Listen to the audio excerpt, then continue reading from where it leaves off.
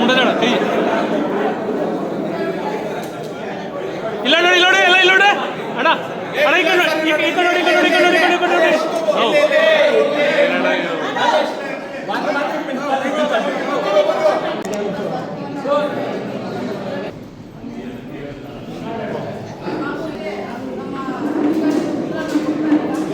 ನಮಸ್ಕಾರ. ಧ್ವಂಸತ್ರ ವ್ಯಾಪ್ತಿಯಲ್ಲಿರುವ ಎಲ್ಲ ಗ್ರಾಮಸ್ಥರು ಈ ಸಭೆಗೆ ಅವರಿಗೆ ಸ್ವಾಗತ ಕೊಡ್ತಾರೆ. ಮೊದಲನೇದಾಗಿ ಇವರು ಮತ್ತು ತಹಶೀಲ್ದಾರ್ ಅವರು ಬರಬೇಕು ಅಂತ ನಮ್ಮ ಒಂದು ಬೇಡಿಕೆ ಇದೆ. ಅವ್ರಿಗೆಲ್ಲರಿಗೂ ಈಗಾಗಲೇ ನಾವೆಲ್ಲ ಕಚೇರಿಗಳಿಗೂ ಮತ್ತು ಎಲ್ಲ ಮುಖ್ಯಸ್ಥರುಗಳಿಗೂ ಆಲ್ರೆಡಿ ನಾವು ಆಹ್ವಾನ ಪತ್ರಿಕೆಯನ್ನು ತಲುಪಿಸಿದ್ದೀವಿ. ಮತ್ತು ಫೋನ್ ಮುಖಾಂತರ ಕೂಡ ಅವ್ರ ಗಮನಕ್ಕೆ ನಾವು ತಂದಿದ್ದೀವಿ. ಸೊ ಅದಕ್ಕೊಂದು ಬೈಕ್ ರ್ಯಾಲಿ ಮತ್ತು ಡಿ ಸಿ ಅವರು ಸಮಕ್ಷಮದಲ್ಲಿ ಒಂದು ಸಭೆ ನಡೀತಾ ಇರೋದ್ರಿಂದ ಇವರು ಮತ್ತು ತಹಶೀಲ್ದಾರ್ ಅವರು ಈ ಸಭೆಗೆ ಹಾಜರಾಗಕ್ಕೆ ಸಾಧ್ಯವಾಗಿರುವುದಿಲ್ಲ. ಹಾಗಾಗಿ ಅವರು ಪರವಾಗಿ ತಹಶೀಲ್ದಾರ್ ಕಚೇರಿಯಿಂದ ವಿಲೇಜ್ ಅಕೌಂಟೆಂಟ್ ಮಂಜು ಅವರು ಆಗಮಿಸಿದ್ದಾರೆ. ಮತ್ತು ನೀವು ಅವರ ಕಚೇರಿಗೂ ಕೂಡ ನಾವು ಇದರ ಮಾಹಿತಿಯನ್ನು ತಲುಪಿಸಿದ್ದೀವಿ. ಅವ್ರ ಕಚೇರಿಯಿಂದ ಕೂಡ ಯಾರಾದರೂ ಒಂದು ಸಭೆ ಇನ್ನೇನು ಕೆಲವೇ ಕ್ಷಣಗಳಲ್ಲಿ ಸಭೆಗೆ ಹಾಜರಾಗ್ತಾರೆ ಅಂತ ತಿಳಿಸ್ತಾ ಸಭೆ ಕಾರ್ಯಕ್ರಮವನ್ನು ಸ್ಟಾರ್ಟ್ ಮಾಡಿ. ಹಾಗೆ ಗ್ರಾಮ ಸಭೆಗಳು ನಡೆಯೋದು ಯಾಕೆ ಉಪಯೋಗಿಸಲ್ಲ ಅದು ಅಧಿಕಾರಿಗಳಲ್ಲಿ? ನೀವು ಅಂದರೆ ನಿಮ್ಮನ್ನೆಲ್ಲ ಪರ್ಸನಲ್ ಅಲ್ಲ, ನಾವು ಗೌರ್ಮೆಂಟ್ ಕೇಳ್ತಾ ಇರೋದು ನಿಮ್ಮ ಅಧಿಕಾರಿಗಳಿಗೆ ಕೇಳ್ತಾ ಇದ್ದೀವಿ ಅಷ್ಟೇ. ಆವತ್ತಿಂದ ನಾವು ಪಂಚಾಯತಿ ಬಂದಾಗಿಂದ ಮೂಲಭೂತ ಸೌಕರ್ಯಗಳೇ ಕರೆಕ್ಟಾಗಿ ಕೊಡೋಕ್ಕಾಗ್ತಾ ಇಲ್ಲ. 39 ಮುಖ್ಯವಾಗಿ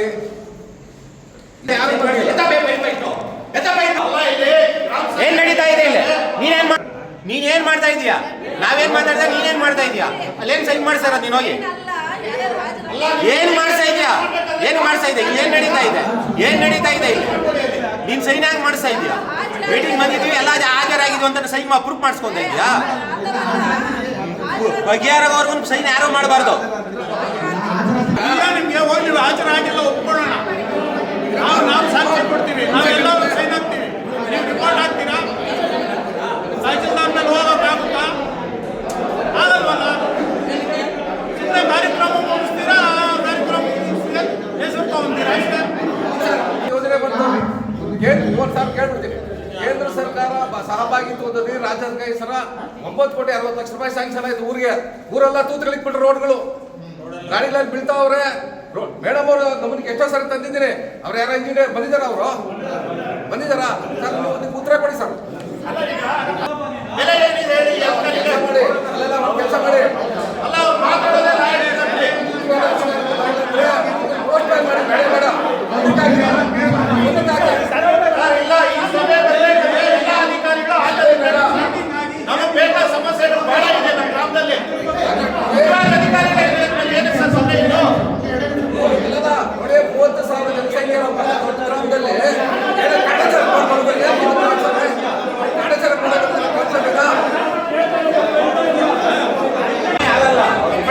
ಆಯ್ತು ಇರಪ್ಪ. ಮೇಡಮ್ ಅವ್ರು ಏನು ಹೇಳ್ತಾ ಇದಾರೆ? ಮತ್ತೆ ಬಂದಿದ್ದಾರೆ ಬರೋದಿಲ್ಲ. ಅಲ್ಲ ಇಲಾಖೆ ಅಧಿಕಾರಿಗಳು ಬಂದ್ರೆ ಆಗಲ್ಲ ಮೇಡಮ್, ಮುಖ್ಯವಾಗಿ ಅವ್ರು ಬರ್ಬೇಕಲ್ಲ ಮೇಡಮ್. ಇಲ್ಲಿಗೆ ಬಂದ್ರೆ ಅಲ್ಲ, ಬನ್ನಿ ಮುಖ್ಯವಾಗಿ ಬನ್ನಿ ಇಲ್ಲಿಗೆ. ಅಲ್ಲ ಜನಗಳ ಸಮಸ್ಯೆ ಎಷ್ಟಿದೆ ಅಂತ ಹೇಳ್ಕೊಂಡು ಆಯ್ತು ನೀವು ಸರ್ ನೀವು ಸೈನ್ ಆಗ್ತೀರಾ? ನೀವು ಪಾಸ್ ಆಗ್ತಾರೆ ಸರ್ ಬಿಲ್ಲು. ಅಲ್ಲ ಇವತ್ತು ನಾಳೆ ಮತ್ತೆ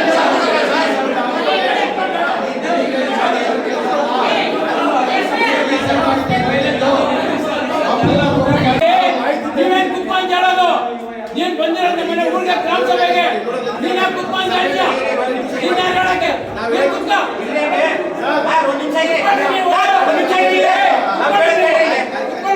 ಮೀಟಿಂಗ್ ನಡೀತಾ ಇತ್ತಾ? ಸುಮ್ಮನೆ ನಮ್ಮ ಸಮಸ್ಯೆ ಎಷ್ಟೈತೆ? ನೀನೇನು ಅದಕ್ಕೆ ನೀನ್ ಹೇಳಂಗೆ ಅಧಿಕಾರಿ ನೀನ್ ಬಂದಿದ್ಯಾ? ನಿನ್ ಪ್ರಶ್ನೆ ಕೇಳಿದ್ರೆ ಮಾತ್ರ ಆನ್ಸರ್ ಕೊಡುದು ಅಷ್ಟೇ. ಅದಕ್ಕೆ ಇವಾಗ ನಮ್ಮ ಮೀಟಿಂಗ್ ಇನ್ನೂ ನಡೀತಾ ಇಲ್ಲ. ನಮ್ಮ ಸಮಸ್ಯೆ ನಾವು ಅದೆಲ್ಲ ಬಗ್ಗೆ ಎದ್ದು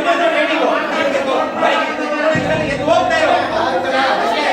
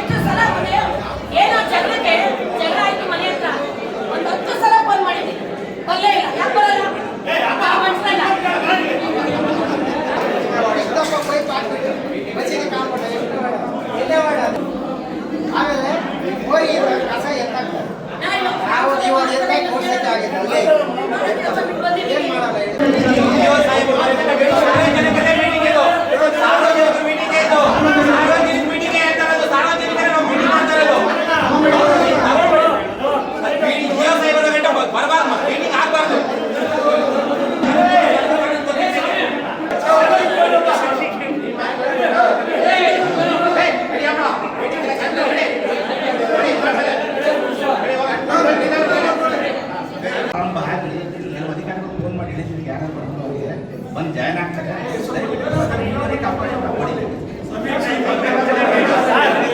ಈಗ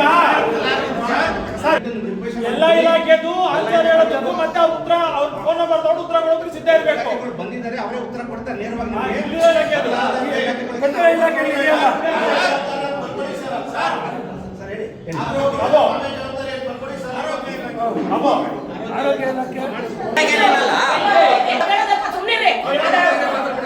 ಅವತ್ತು ನಾವು ಎಷ್ಟು ಸಲ ಫೋನ್ ಮಾಡಿದ್ವಿ. ಫೋನ್ ನೀವ್ ಯಾರಿಗೋ ಮಾಡಿದ್ರಿ, ನೀವೇನೋ ಯಾರೋ ಗೊತ್ತಿಲ್ಲ ಅವ್ರಿಗೆ ಮಾಡಿದ್ರು. ಅವರು ಬಂದು ನೋಡ್ಲೂ ಇಲ್ಲ, ಏನೂ ಇಲ್ಲ, ನೋಡ್ಲೂ ಇಲ್ಲ, ಏನೂ ಇಲ್ಲ. ನಮ್ಮ ಮನೇಲಿ ಇನ್ನೂ ರೆಡಿ ಮಾಡಿಲ್ಲ ಪ್ಯಾನು ನಾವು ಬಡವರು, ಅವಾಗ ತಗೊಂಡ್ಬರ್ಬೇಕು, ಅವ್ರು ತಿನ್ಬೇಕು. ಎಷ್ಟು ಮನೆಗೆ ಹೋಗ್ಬೇಕು ಕೇಳಿಸ ನಿಮ್ಮ ಮನೇಲು ನಮ್ಮ ಮನೆಯಲ್ಲೂ ಏಕ ಅಮ್ಮನ ವಾಡಲ್ಲಿ ಕೆಬಿ ಅವ್ರು ಏನ್ ಮಾಡ್ತಾ ಇರ್ತಾರೆ, ನೀವು ಫೋನ್ ಮಾಡ್ತಿರ್ತಾನೆ, ಅವ್ರು ಬಂದು ನೋಡ್ಬೇಕು ತಾನೆ ಯಾವ ಏರಿಯಾ ಒಳಗೆ ಏನಾಗೈತೆ ಅಂತ. ಪೂರ್ತಿ ರಿಕ್ವೆಸ್ಟ್ ಮಾಡಿದ್ವಲ್ಲ ಫೋನ್ ನಾನು ಎಷ್ಟು ಸಲ ಹೇಳ್ತಾ ಇದ್ದೀನಿ, ವಿನಾಯಕ ನಗರ ಮಾರಮ್ಮನ ದೇವಸ್ಥಾನ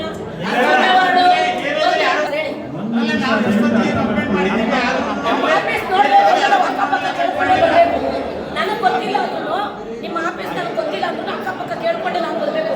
ಅದೇ ತರನೇ ಬರ್ಬೇಕು. ನೀವು ನಿಮ್ ಜವಾಬ್ದಾರಿ. ಮೇಡಮ್ ಒಂದು ನಿಮಿಷ ಹೇಳೋದು ಅರ್ಥ ಮಾಡ್ಕೊಳ್ತೀವಿ. 8 ಫೋನ್ ಡ್ಯಾಮೇಜ್ ಆಗಿತ್ತು, ನೆಕ್ಸ್ಟ್ ಡೇ ರೀಪ್ಲೇಸ್ ಮಾಡಿದ್ದೀವಿ. ಹೌದಾ?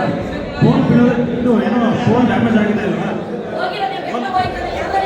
ಒಂದು ನಿಮಿಷ ಅರ್ಥ ಮಾಡ್ಕೊಳ್ಳಿ, ಹೇಳೋದನ್ನ ಅರ್ಥ ಮಾಡ್ಕೊಳ್ಳಿ, ಆಮೇಲೆ ಅದನ್ನ ಮಾತಾಡಿ.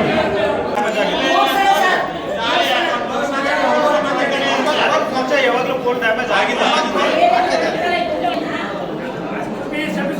ಈಗ ಒಂದು ನಿಮಿಷ ದಯವಿಟ್ಟು ಅರ್ಥ ಮಾಡ್ಕೊಳ್ಳಿ.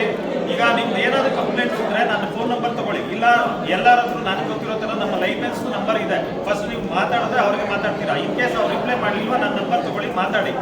ಈಗ ಒಂದು ಪೋಲ್ ರಿಪ್ಲೇಸ್ ಮಾಡಬೇಕಾದ್ರೂ ನಮಗೂ ಟೈಮ್ ಬೇಕು. ಈಗ 8 ಪೋಲ್ ಡ್ಯಾಮೇಜ್ ಆಗಿದೆ ಅಂದರೆ ರಿಪ್ಲೇಸ್ ಮಾಡೋದಕ್ಕೆ ಮುಂದಿನ ಟೈಮ್ ಬೇಕು. ನೀವು ಇಮಿಡಿಯೇಟ್ ಈಗ ಪೋಲ್ ಡ್ಯಾಮೇಜ್ ಆಗಿದೆ ಬಂದ್ಬಿಟ್ಟು ರಿಪ್ಲೇಸ್ ಮಾಡಿ ಅಂದರೆ ಜನ ಎಲ್ಲಿಂದ ಬರ್ಬೇಕು ಹೇಳಿ? ಈಗ ಒಂದು ಪೋಲ್ ಅನ್ನು ರಿಪ್ಲೇಸ್ ಮಾಡ್ಬೇಕಂದ್ರೆ ಎಷ್ಟು ಜನ ಬೇಕು? ಅದೆಲ್ಲ ಮಾಡಿದ್ದಾರೆ ಸರ್. ಅದಕ್ಕೆ ರೈತರ ಮಾಡಾಕಿದ್ದು 24 hours ಯಾರು ಕಸ್ಟಮರ್ ಬಂದಿಲ್ಲ, ಅಧಿಕಾರಿಗಳು ಬಂದಿಲ್ಲ. ಒಂದು ನಿಮಿಷ ಹರೀಶ್ ಅವ್ರು ಫೋನ್ ಮಾಡಿ ಕಳ್ಸಿರೋದು ಕಸ್ಟಮರ್. ಒಂದು ನಿಮಿಷ ಅವ್ರು ಹರೀಶ್ ಅವ್ರದ್ದು ಮಾತಾಡಕ್ಕೆ ಹೇಳಿ. ಯಾರು ಅವನಿಂದ ಬರಕಿಲ್ಲ, ಅವನಿಂದ ಹೇಳಿದ್ರಂತೆ ಮಾತಾಡಿ. ಫೋನ್ ಡ್ಯಾಮೇಜ್ ಆಗಿದೆ ಆಯ್ತು, ಅದು ನೀವು ಏನು ಮಾಡೋಕ್ಕಾಗಲ್ಲ, ನಾವೇನು ಮಾಡೋಕ್ಕಾಗೋದಿಲ್ಲ. 24 hours ಅಲ್ಲಿ ಯಾರಿಗೂ ತಲೆ ಇಕ್ಕಿಲ್ಲ. ಅದನ್ನೇ ದೇವ್ರ ಮನೆಗೆ ಯಾರಿಗೂ ಏನೂ ಆಗಿಲ್ಲ. ನಿಮಿಷ ತೆಗ್ದಿದೆ ಅನ್ನೋದು ಎಲ್ಲರಿಗೂ ಗೊತ್ತಿದೆ. ಎಲ್ಲ ಇವ್ರಿಗೆ ಮಾಡ್ಬೇಕು ಸರ್.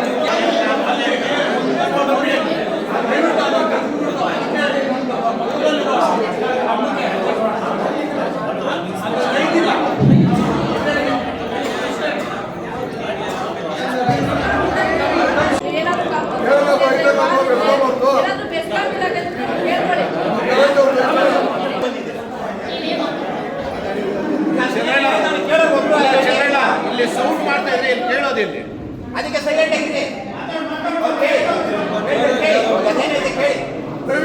ಅವ್ರು ಹೇಳ್ದಂಗೆ ಕಮರ್ಷಿಯಲ್ ಇದ್ರೆ ಆಗಲ್ವಂತೆ. ದಯಮಾಡಿ ಅದನ್ನ ಅರ್ಥ ಮಾಡ್ಕೊಳ್ಳಿ. ಮನೆ ಪರ್ಪಸ್ ಕಟ್ಟಿರೋ ಮಾತ್ರ ಆಗುತ್ತೆ ಅಂತ ಹೇಳ್ತಿದ್ದಾರೆ. ಹೋಗಿ ಕಾಂಟ್ಯಾಕ್ಟ್ ಮಾಡಿ ಸದುಪಯೋಗ ಪಡಿಸ್ಕೊಳ್ಳಿ. ಮತ್ತೆ ಮಿಸ್ ಮಾಡಿದ್ರೆ ಮತ್ತೆ ನೆಕ್ಸ್ಟ್ ಆಗೋದಿಲ್ಲ. ಅದಕ್ಕೆ ಏನೇನು ದಾಖಲಾತಿಗಳನ್ನು ಸಬ್ಮಿಟ್ ಮಾಡಬೇಕು ಅಂತ ಅವ್ರು ಹೇಳ್ತಾರೆ. ಈಗ ಸಹ ಕೊಡ್ತಾರೆ ಅಂತ ಹೇಳಿದ್ದಾರೆ. ತೋಟದ ಮನೆಗಳಿಗೆಲ್ಲ ಮುಂಚೆನೆ ಕೊಡ್ತಾ ಇರಲಿಲ್ಲ ನಾವು. ತೋಟದ ಮನೆಗಳಿಗೆ ಕೊಡ್ತವೆ. ಆಮೇಲೆ ಕುರಿ ಸಾಕಾಣಿಕೆ ಅಥವಾ ಒಂದೇ ಒಂದು ಮನೆ ಕಟ್ಕೊಂಡಿರ್ತಾರೆ ತೋಟದಲ್ಲಿ, ಅವ್ರಿಗೂ ಸಹ ಪವರ್ ಸಪ್ಲೈ ಕೊಡ್ತೀವಿ ಈಗ. ಹಾಗಾಗಿ ಈ ಒಂದು 15 ದಿವಸ ಒಳಗಡೆ ನಮ್ಮ ಸಬ್ ಡಿವಿಷನಲ್ಲಿ ಅಕ್ಟಿಬಲ್ ಸಬ್ ಡಿವಿಷನಲ್ಲಿ ರಿಜಿಸ್ಟರ್ ಮಾಡಿಕೊಂಡು ಇದನ್ನ ಒಂದು ಸದುಪಯೋಗ ಪಡಿಸ್ಕೋಬೇಕು ಅಂತ ಹೇಳ್ತಾರೆ. ಈಗ ತೋಟದ ಮನೆ ಅಂತ ಅಂದಾಗ ಈಗ ಅಪ್ಲೈ ಸಪ್ಲೈ 2 ಮನೆ ಕಟ್ಕೊಂಡಿದ್ದಾರೆ. ಓಕೆನಾ? ಅದಕ್ಕೆ ಕೊಡ್ತಾರೆ. ಹೌದು, ಇದ್ರೆ ಕೇಳಿ.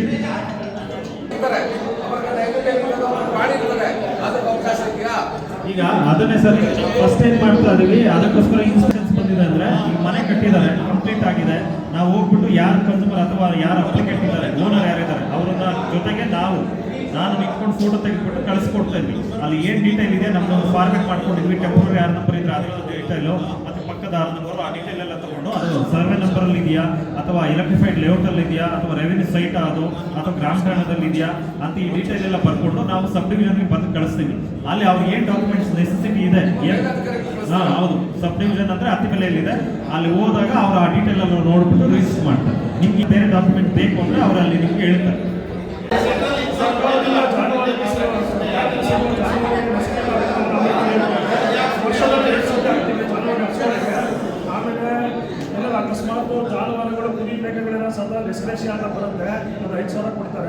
ಪೋಸ್ಟ್ ಮಾರ್ಟಮ್ ಮಾಡಿಸ್ಬೇಕು, ಡಾಕ್ಟರ್ ಪೋಸ್ಟ್ ಮಾರ್ಟಮ್ ಮಾಡ್ತಾರೆ.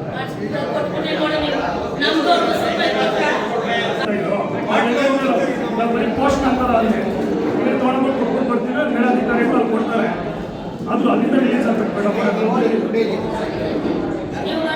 ಸ್ಪೋರ್ಟ್ಸ್ ಮ್ಯಾನ್ ಕೆಲಸ ಮಾಡ್ತಾರೆ, ಅವತ್ತೆಲ್ಲ ಕೇಳ್ತಾರೆ ಸರ್. ಇಲಾಖೆ ರೆಪ್ರೆಸೆಂಟ್ ಮಾಡ್ತಾರೆ ಅವರು, ತಿಳ್ಕೊಂಡು ಏನೇನು ಇಲಾಖೆ ಏನೇನು ಸ್ಕಿಲ್ಸ್ ಇದೆ, ಹೆಂಗೆ ಏನು ಅಪ್ಲೈ ಮಾಡಬೇಕು ಅದನ್ನ ಹೇಳಿ. ಸ್ಪೋರ್ಟ್ಸ್ ಮ್ಯಾನ್ ಕೆಲಸ ಮಾಡ್ತಾರೆ ಹೇಳಿ.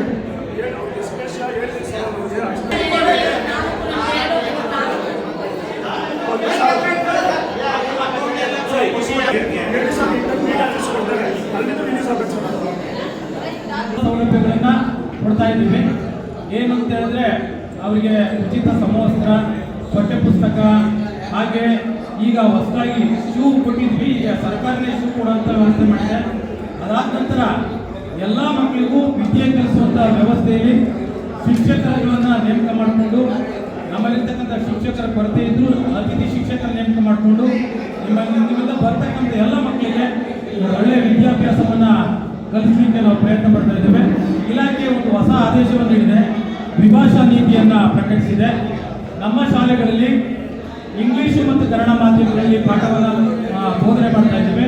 ಹಾಗಾಗಿ ನಾವು ಹೆಚ್ಚು ಹೆಚ್ಚು ಮಕ್ಕಳನ್ನ ಈ ಶಾಲೆಗಳಿಗೆ ಕರೆತಂದರೆ ಆ ದ್ವಿಭಾಷೆಯಲ್ಲಿ ಕಲಿಯಕ್ಕೆ ವ್ಯವಸ್ಥೆಯನ್ನು ಮಾಡಿರೋದ್ರಿಂದ ಮಕ್ಕಳಿಗೆ ಅನುಕೂಲ ಆಗ್ತದೆ. ಮತ್ತೆ ಉದ್ಯೋಗ ಎಲ್ಲರೂ ಪ್ರೈವೇಟ್ ಶಾಲೆಯಲ್ಲೇ ಹೋಗಿ ಓದಲಿಕ್ಕೆ ಸಾಧ್ಯ ಆಗಲ್ಲ.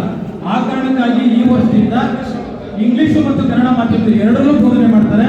ಹಾಗಾಗಿ ನೀವೆಲ್ಲ ಮಕ್ಕಳನ್ನ ನಮ್ಮ ಶಾಲೆಗೆ ಕರೆತಂದು ಸೇರಿಸುವುದ್ರ ಮುಖಾಂತರ ಶಾಲೆಗಳಲ್ಲಿ ಹೆಚ್ಚು ವಿದ್ಯಾಭ್ಯಾಸ ಕಲಿಯಲಿಕ್ಕೆ ಮತ್ತೆ ಮುಂದೆ ನೌಕರಿಗೆ ಅವ್ರು ಹೋಗಬೇಕಾದ್ರೆ ಸರ್ಕಾರಿ ಶಾಲೆಯಲ್ಲಿ ಓದುವಂಥ ಮಕ್ಕಳಿಗೆ ವಿಶೇಷವಾದಂಥ ಒಂದು 5% ಒಂದು ರಿಯಾಯಿತಿಯನ್ನು ಕೊಡ್ತಾರೆ.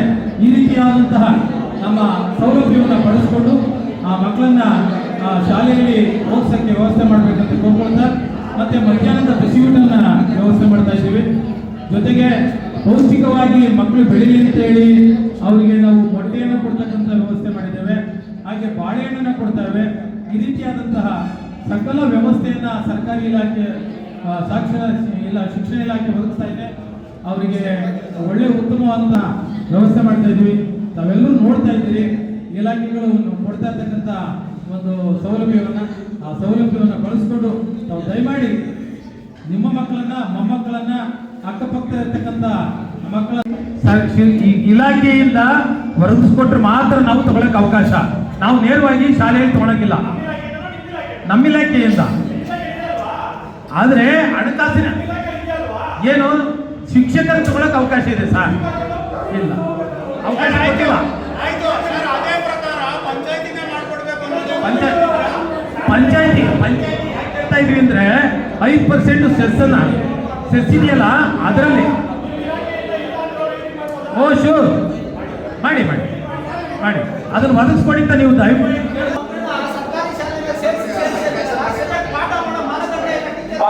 ಪಾಠವನ್ನ ಮಾಡ್ತಾ ಇದ್ದೀವಿ.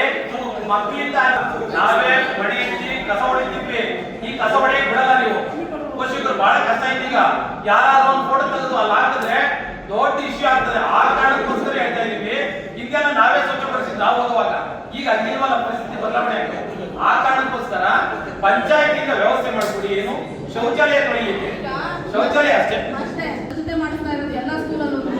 ಪ್ರತಿ ದಿನನೂ ತೊಳೆದು ಫೋಟೋ ಹಾಕ್ತಾರೆ. ಯಾವ್ಯಾವ ಸ್ಕೂಲ್ ಹೋಗಿದ್ದೀವಿ, ಎಲ್ಲೆಲ್ಲಿ ಕ್ಲೀನ್ ಮಾಡಿದ್ದೀವಿ ಅಂತ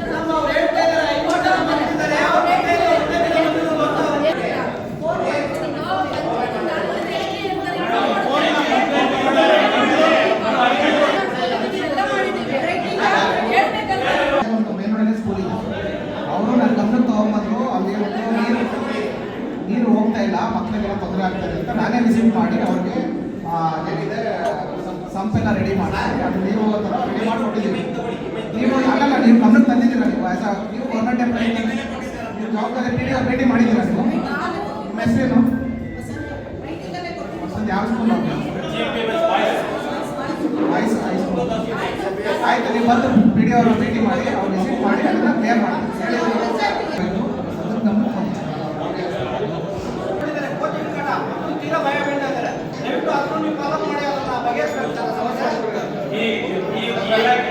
ಖಾಸಗಿ ಶಿಕ್ಷಣ ಸಂಸ್ಥೆಗಳು ನಾಯಕರು ಅಂತ ಹೇಳ್ತಾ ಇದ್ದಾರೆ. ಬಹಳ ಇದಕ್ಕೆಲ್ಲ ಯಾಕೆ ಪರ್ಮಿಷನ್ ಕೊಡ್ಲಿಕ್ಕೆ ಎಲ್ಲ ಇಲ್ವಾ? ಗೌರ್ಮೆಂಟ್ಗೆ ವರದಿ ಕೊಡ್ಬೋದಾಗಿತ್ತಲ್ಲ. 12 ಕಿಲೋಮೀಟರ್ ವ್ಯಾಪ್ತಿ ಇದೆ ಒಂದು ಸ್ಕೂಲಿಂದ ಸ್ಕೂಲ್ಗೆ, ಹೈಸ್ಕೂಲ್ಗೆ, ಕಾಲೇಜುಗಳಿಗೆ. ಗೋಡೆಗಳು ಹೆಚ್ಚಾಗಿದೆಯಲ್ಲ, ಯಾಕೆ ಖಾಸಗಿ ಕೊಡಕ್ಕೆ ಅವಕಾಶ ಮಾಡ್ತಾ ಇದ್ದೀರಾ? ಇದು ನಮ್ಮ ಪ್ರಶ್ನೆಯೂ ಆಗಿದೆ. ಮೇಲಿನ ಅಧಿಕಾರಿಗಳು ಮಾಡಿರ್ತಾರೆ. ನಾವು ನಮಗೂ ಇದಾಗಿದೆ. ಸರ್ಕಾರಿ ಮಕ್ಕಳಿಗೆ ಶಾಲೆಗೆ ಮಕ್ಕಳು ಬರ್ತಾ ಇಲ್ಲ, ಪಕ್ಕದಲ್ಲೇ ಶಾಲೆಗಳು ಮಾಡಿಕೊಡುವ ಪರ್ಮಿಷನ್ ಕೊಡ್ತಾರೆ. ನಮ್ಮ ಯೋಜನೆಗೂ ಇದು ಬಂದಿದೆ. ಅದು ಇಲಾಖೆ ಮಾಡ್ಕೊಳ್ತಾರೆ ಬರ್ತಕ್ಕಂಥ DDPI ಕಮಿಷನ್ ತೆಗೆದುಕೊಳ್ಳತಕ್ಕಂಥ ಈ ಒಂದು ನಿರ್ಧಾರ.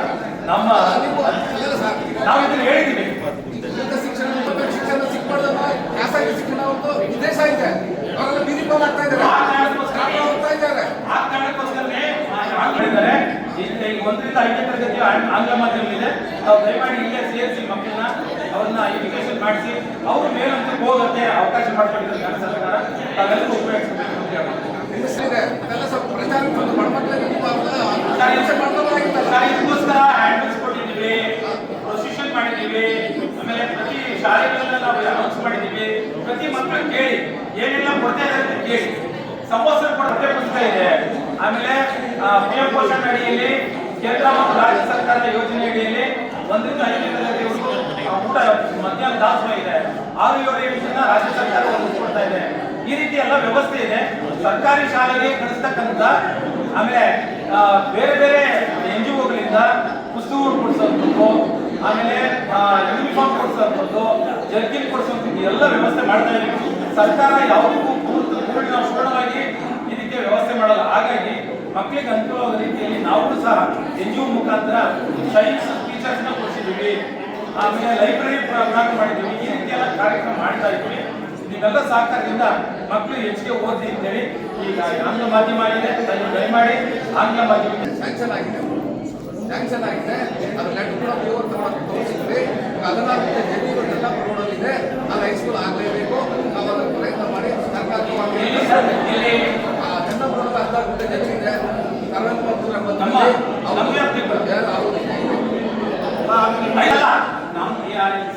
43 ನೋಡಿಲ್ಲ. ಈಗ ಹೈಸ್ಕೂಲಿಗೆ ಆಗಲೇ ಪ್ರಾರಂಭ ಆಗಿದೆ. ಇಲ್ಲೇ GMPS ಬಾಯಸಲ್ಲಿ ಈ ಸರಿ 9ನೇ ತರಗತಿ ಅಪ್ಗ್ರೇಡ್ ಮಾಡಿದ್ದಾರೆ. 8 ಇತ್ತು, ಈ ವರ್ಷ 9 ಕೊಟ್ಟಿದ್ದಾರೆ. ಮುಂದಿನ ವರ್ಷ 10 ಆಗುತ್ತೆ. ಈಗ ಹೈಸ್ಕೂಲ್ ಪ್ರಾರಂಭ ಆಗುತ್ತೆ. ಒಂದು ಊರಿಗೆ ಒಂದು ಹೈಸ್ಕೂಲ್ ಕೊಡ್ತಾರೆ. ಸರ್ಕಾರ ವ್ಯವಸ್ಥೆ ಆಗಿದೆ. ಇಲ್ಲ ಜೋರ ಚಪ್ಪಾಳೆ ತಪ್ಪಿ ನಿಮ್ಮ ಮಕ್ಕಳು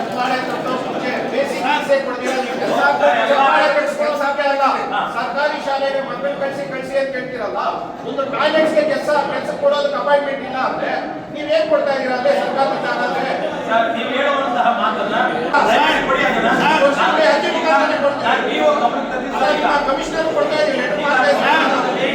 ನಮಗೆ ಸಭೆಯಲ್ಲಿ ಸದಸ್ಯರು ಕೇಳಿದ್ದಾರೆ. ಕಳಿಸ್ತೇವೆ. ನೀವು ಕೊಟ್ಟರೆ ಏನು ಪ್ರಯೋಜನ ಇಲ್ಲ. ಒಂದು ಲೆಟರ್ ಫಾರ್ವರ್ಡ್ ಮಾಡ್ತೀರಾ, ಸುಮ್ಮನೆ ಆಗ್ತೀರಾ. ಅಷ್ಟು ಮುಂದುವರ್ಸಲ್ಲ ಏನು ಅಲ್ಲ. ಯಾವುದೇ ಶಾಲೆಗಳಲ್ಲಿ ಸರ್ಕಾರಿ ಶಾಲೆಗಳು ಬಿಟ್ಟು ಖಾಸಗಿ ಶಾಲೆಗಳಲ್ಲಿ ಎಷ್ಟು ಫೀಸು, ಎಷ್ಟು ಮಕ್ಕಳಿಗೆ ಎಷ್ಟು ಫೀಸ್ ಅಂತ ಎಲ್ಲಾದ್ರೂ ಮಾಹಿತಿ ನೀವು ಕರೆಕ್ಟ್ ಮಾಡಿದ್ದೀರಾ? ಯಾವ ಶಾಲೆಗೆ ಮಾಡಿದ್ದೀರಾ? ಎಲ್ಲಾ ಶಾಲೆಗಳನ್ನು ನಾವು ಮೊದಲೇ ಇಶ್ಯೂ ಮಾಡಿದ್ದೀವಿ. ಏನು ನೋಟಿಸ್ ಕೊಡಲ್ಲ ಅಲ್ಲ ಸರ್, ಅದನ್ನೇ ಕೇಳ್ತಾ ಇದ್ದೀವಿ. ಎಷ್ಟು ಸ್ಕೂಲಲ್ಲಿ ನೀವು ತನಿಖೆ ನಡೆಸಿ ಮಾಹಿತಿ ಕೊಟ್ಟಿದ್ದೀರಾ?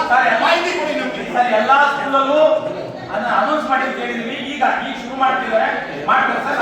ಅಲ್ಲ ಸರ್, ರೈಲು ಸರಿ ಸರ್, ಅಲ್ಲ ರೈಲು ಅನೌನ್ಸ್ಮೆಂಟ್ ಅಲ್ಲಿ ಇದ್ರೆ ಸಾಲಲ್ಲ ಸರ್.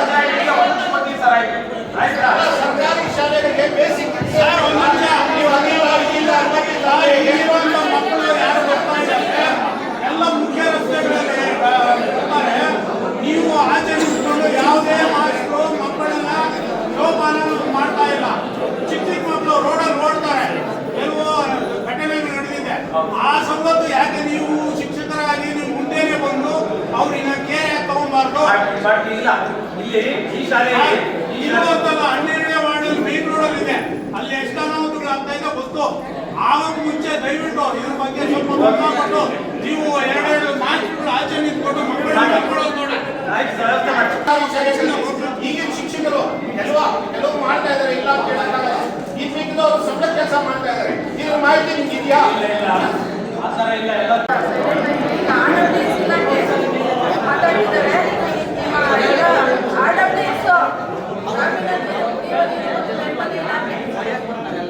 ನಿಮ್ಮ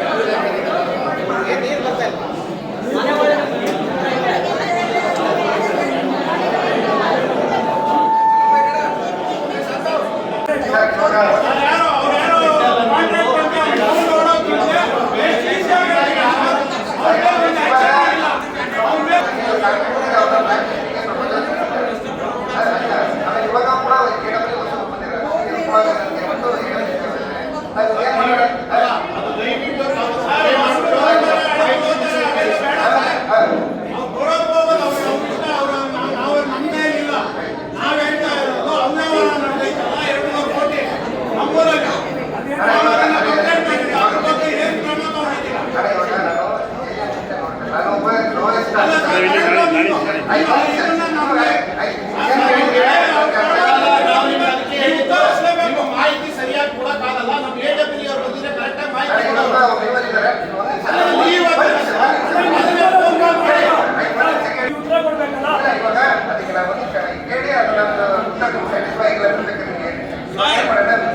ಈಗಲೂ ನಾವೇ ಹೋಗಿದ್ದೀವಿ ಸರ್. ಜಿಲ್ಲಾ ಪಂಚಾಯತಿಗೆ ನಾವೇ ಹೋಗಿದ್ದೀವಿ, ಕಂಪ್ಲೇಂಟ್ ಮಾಡಿದ್ದೀವಿ. ತಂದ್ಕೊಂಡು ಮತ್ತೆ ಅದನ್ನ ಫಿಲ್ ಮಾಡಿದ್ವಿ 2005ರಲ್ಲಿ ತಮ್ಮದು ಅಥವಾ ತಮ್ಮದಿಲ್ಲ ಅಂದ್ರೆ ನಮ್ಮ ಅಜ್ಜಿದಾಗ ತಮ್ಮ ತಂದೆ ತಾಯಿಗೆ ಸೇರಿರುತ್ತೋ ಆ ಪಾಯಿಂಟ್ ಫಿಲ್ ಮಾಡಿಕೊಟ್ರೆ ಅದನ್ನ ನಾವು ಮತ್ತೆ ಫೋನಲ್ಲಿ ಅಪ್ಡೇಟ್ ಮಾಡಿ ನೆಕ್ಸ್ಟ್ ಆಗಸ್ಟ್ 5ನೇ ತಾರೀಕು ವೋಟ್ ಡಿಸ್ಟ್ರಿಬ್ಯೂಟ್ ಆಗುತ್ತೆ, ಅದ್ರಲ್ಲಿ ಬರುತ್ತೆ. ಅಕಸ್ಮಾತ್ ತಮ್ಮ ಕೊಟ್ಟಿರೋ ಫಸ್ಟ್ ಯಾರು ರಿಟರ್ನ್ ಕೊಡಲ್ಲ ಅವ್ರ ಹೆಸರೆಲ್ಲ ಡಿಲೀಟ್ ಆಗುತ್ತೆ ಅಂತ. ಹಂಗಾಗಿ ನಮ್ಮ ಮನೆಗೆ BLO ಬಂದು ಕೊಡೋ ಫಾರ್ಮ್ಸ್ ಮತ್ತೆ ರಿಟರ್ನ್ ಮಾಡಿ BLOಗೆ ಫೋನ್ ಮಾಡ್ತಿದ್ವಿ, ಅವರೇ ಬರ್ತಾರೆ ಮನೆ ಹತ್ರ, ಅವಾಗ ಅಂತ ವಾಪಸ್ ಕೊಡಿ ಮಾಡ್ಕೊಂಡು ಫಿಲ್ ಮಾಡ್ಬಿಟ್ಟು. ಸರ್ ಈಗ ಮನೆಗಳಲ್ಲಿ ಇರಲ್ಲ, ಕೆಲ್ಸಕ್ಕೆ ಹೋಗಿರ್ತಾರೆ, ಆ ಸಂದರ್ಭದಲ್ಲಿ ಹಿಂಗೆ ಮಾಡ್ತಾರೆ. ನಾವು ಸ್ಟಿಕ್ಕರ್ ಹಾಕ್ಬಿಡ್ತೀವಿ ಸರ್, ಒಂದು ಮನೆಗೆ 3 ವಿಸಿಟ್ ಕೊಡ್ತೀವಿ. ಆ 3 ವಿಸಿಟೆಲ್ಲ ಫೋನ್ ಮಾಡ್ಬೋದು, ಫೋನ್ ನಂಬರ್ ಮತ್ತೆ ನೇಮ್ ಬರ್ಬಿಡ್ತೀವಿ, ನೇಮೋದು ಸ್ಟಿಕ್ಕರ್ ಹಾಕಿರ್ತೀವಿ. ಅದು ನೋಡ್ಕೊಂಡು ಫೋನ್ ಮಾಡಿದ್ರೆ ನಾವು ಮತ್ತೆ ಆಫೀಸ್ ಯಾವ ಸರ್ ಲಾಸ್ಟ್ ಟೈಮ್ ನಮ್ಮದು ಯಾವ್ದಾರ ಹೋಯ್ತು ಅಂದ್ಬಿಟ್ಟು ನಾವು ಮಹೇಶ್ ಅವ್ರಿಗೆ ಇನ್ಫಾರ್ಮ್ ಮಾಡಿದ್ವಿ, ನಿಮ್ಗೆ ಇನ್ಫಾರ್ಮ್ ಮಾಡಿದ್ವಿ. ಇದುವರೆಗೂ ನೀವೇನು ಲಿಸ್ಟ್ ಮಾಡಿಬಿಡಿ ಅಂತ ಲಾಸ್ಟ್ ಟೈಮ್ ಯಾರ್ಯಾರು ಹೋಯ್ತು ಅದನ್ನು ಲಿಸ್ಟ್ ಮಾಡಿಬಿಡಿ ಅಂತ ಲಿಸ್ಟ್ ಮಾಡಿದ್ರೆ ನಾವು ರಿಯಲ್ ಮಾಡ್ಕೊಡ್ತಿದ್ದೆ.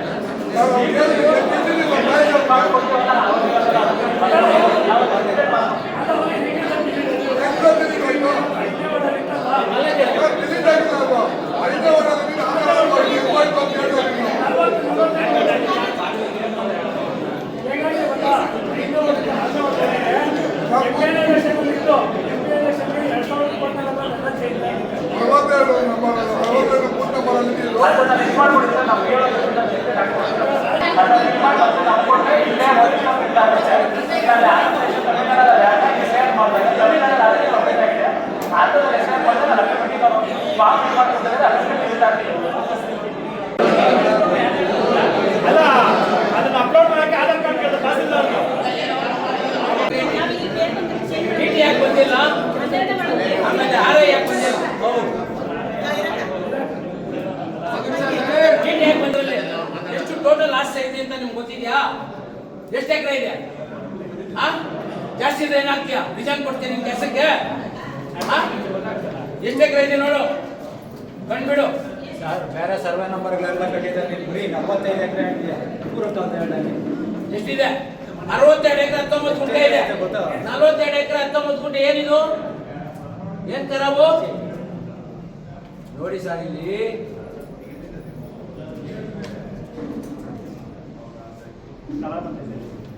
ಇನ್ನು 20 ಎಕರೆ ಎಲ್ಲೋಯ್ತು? 42 ಎಕರೆ ಆಯ್ತಲ್ಲ, ಇನ್ನು 20 ಎಕರೆ ಎಲ್ಲೋಯ್ತು? ಏನು ಜನ ಮಶಾನ್ ಕೊದಿಸಿದಾಗ ಮನೆ ಕೊಡ್ತೈತಾ? ನಿನ್ ಗೊತ್ತಿಲ್ಲ ಜಮೀನು ಎಷ್ಟೈತೆ ಅಂದ್ಬಿಟ್ಟು ಸರ್. ನಿನ್ ಜಮೀನು ಸರ್, ಅದಕ್ಕೆ ನೀವು ಹೊಸ ಬಂದಿದ್ದೀರಾ, ನೀನು ಹೊಸ ಬಂದಿದ್ದೆ ನಿನ್ಗೆ ಹೇಳ್ತಾ ಇದ್ದೀನಿ. ಸರಿ ಆಯ್ತು, 42 ಎಕರೆ 19 ಗುಂಟೆ ಜಮೀನು ಇರಬೇಕು. ಎಷ್ಟಿದೆ ಇಲ್ಲಿ ನೋಡ್ರಿ ಮಾಧ್ಯಮದವ್ರ? 42 ಎಕರೆ 19 ಗುಂಟೆನ 42ನ 0 ಮಾಡ್ಬಿಟ್ಟವ್ರೆ. ಯಾರು ಮಾಡೋದು? ಅಧಿಕಾರಿಗಳು. 40 ಎಕರೆ 19 ಗುಂಟೆ, 42 ಎಕರೆ 19 ಗುಂಟೆ ಎಲ್ಲೈತೆ? 40 ಎಕರೆ 19 ಗುಂಟೆ ಎಲ್ಲಿದೆ? 2 ಎಕರೆ ಎಲ್ಲೋಯ್ತು ನೋಡ? 2ನ 0 ಮಾಡ್ಬಿಟ್ಟವ್ರೆ. ಇದು ಹೊಸದಾಗಿ ತಾಲೂಕು ಆಫೀಸಲ್ಲಿ ಅಪ್ಲೈ ಮಾಡಿ ತಗೊಂಡಿರೋದು ಕಾಪಿ ಪಾಣಿ. ಇದು ಅಧಿಕಾರಿಗಳು ಏನಾದರೂ ಮಾಡ್ಬೋದು.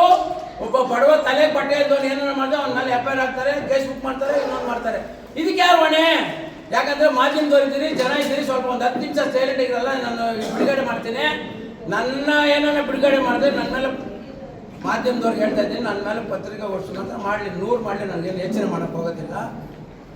ನಾನು ಜನಕ್ಕೆ ಅನುಕೂಲ ಆಗಬೇಕು. ಆಯ್ತಾಯ್ತಾ ಸರ್? ಇದ್ಯಾ ಸರ್ ಮಾಡಿರೋದು? 42 ಎಕರೆ 19 ಗುಂಟೆ. 2ನ ಯಾರು 0 ಮಾಡಿರೋದು? ಕಣ್ಣಾಸ್ಪಳ್ಳಿ. ಯಾವ ಕಣ್ಣಾಸ್ಪಳ್ಳಿ ಕೊಟ್ಟೇನು? ನಾನು ಹೇಳೋದು ಕೇಳಿ ಸರ್, ನಿಮ್ಗೆಲ್ಲ ಗೊತ್ತಾಗಿಲ್ಲ. ಕಣ್ಣಾಸ್ಪಳ್ಳಿಗೆ 2 ಎಕರೆ ಕೊಟ್ಟಿದ್ರೆ ಸಪ್ರೇಟ್ ಇರ್ತೈತೆ. ಸರ್ ನಾನು ಹೇಳೋದು ಕೇಳಿ ಸರ್, ಟೋಟಲ್ ಜಮೀನು 42 ಎಕರೆ 19 ಗುಂಟೆ ಇರಬೇಕು. ಅದನ್ನ 2-0 ಯಾಕೆ ಮಾಡಿದ್ರಿ?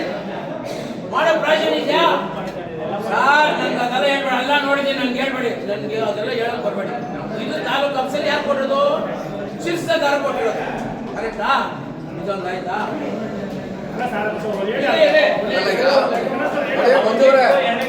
ಗೊತ್ತಾಗ್ತಾ ಇತ್ತು.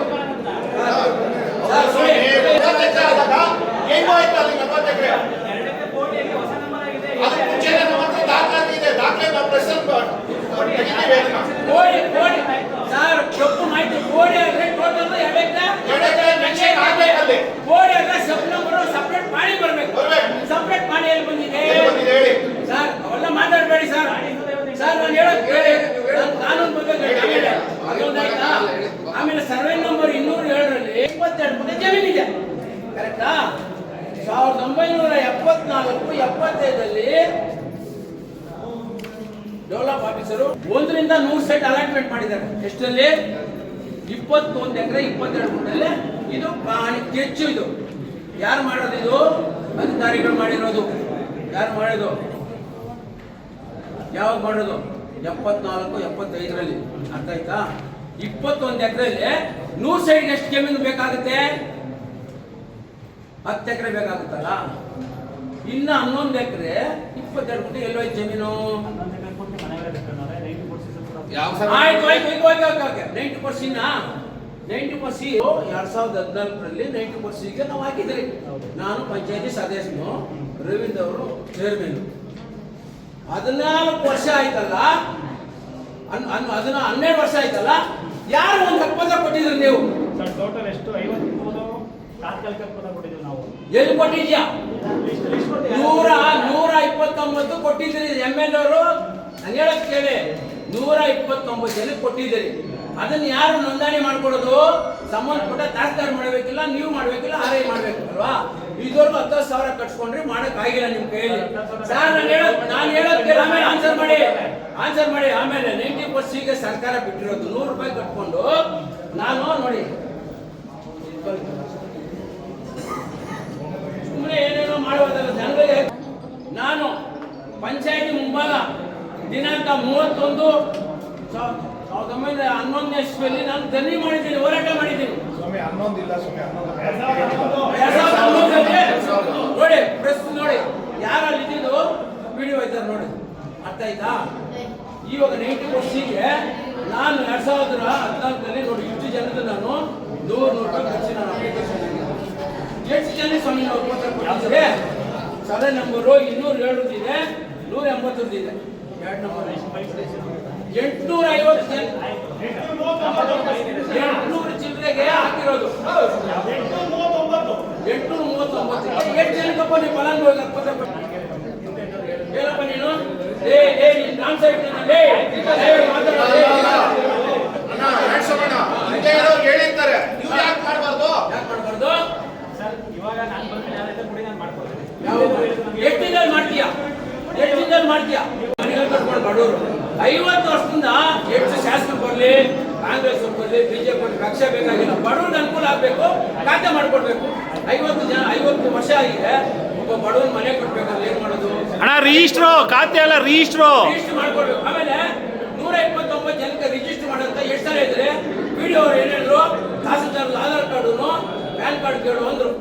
ಆ ಸದಸ್ಯರುಗಳನ್ನ ಪಂಚಾಯತ್ ಸದಸ್ಯರುಗಳನ್ನ ಮಾಹಿತಿ ತಗೊಂಡು ಲಿಸ್ಟ್ ಮಾಡಿ 4 ವರ್ಷ ಸರ್ ಇವಾಗ ಗ್ರಾಮ ಸಭೆಯಲ್ಲಿ ಏನು ತಪ್ಪಿಕೊಳ್ಳೋಕೆ ಬೇಕಾಗಿಲ್ಲ. ಎಷ್ಟು ದಿನ ಹೇಳಿ ಎಷ್ಟು ದಿನ ಆಯ್ತಪ್ಪ?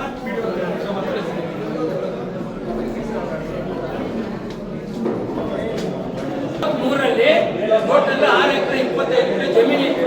1 ಎಕರೆ 2 ಗುಂಟೆ ಈತ ಮೈದಾನಕ್ಕೆ ಹೋಯ್ತು. ಇನ್ನು 5 ಎಕರೆ 23 ಗುಂಟೆ ಇದು ಯಾರೋ ಒಬ್ಬನು ಮಹಾನುಭಾವನು ವಯಸ್ಸಾಗಿರೋನು ಭೂಕಂಪಕ್ಕೆ ಕೇಸ್ ಹಾಕಿದ್ದ. ಇದನ್ನ 233 ಇದನ್ನ ನೋಡಿ, ಇದನ್ನ 100 ಜನ ಮನೆ ಕಟ್ಕೊಡೋರು ಅಂದ್ಬಿಟ್ಟು ವಿಡಿಯೋ ನಿಜಾದ ಮೇಡಮ್ ಆ ಯಮ್ಮನ ಮಾಹಿತಿಯಲ್ಲಿದ್ದಾಳೆ. ಆ ಯಮ್ಮನ ಸೈನ್ ಹಾಕ್ಬಿಟ್ಟು ಭೂಕಂಪನಿಗೆ ಕೊಟ್ಬಿಟ್ರು. ಭೂಕಂಪನಿಗೆ ಕೊಟ್ಟ ಮೇಲೆ ಭೂಕಂಪನಿಗೆ ಏನ್ ಮಾಡಿದ್ರು? 100 ಜನ ಫಲಾನುಭವಿಗಳು ಕಟ್ಕೊಂಡಿದ್ದಾರೆ ಮನೆ ಅಂದ್ಬಿಟ್ಟು ಕೇಸ್ ವಜಾ ಮಾಡಿದ್ರು. ಯಾರು ಕೊಟ್ಟಿರೋದು?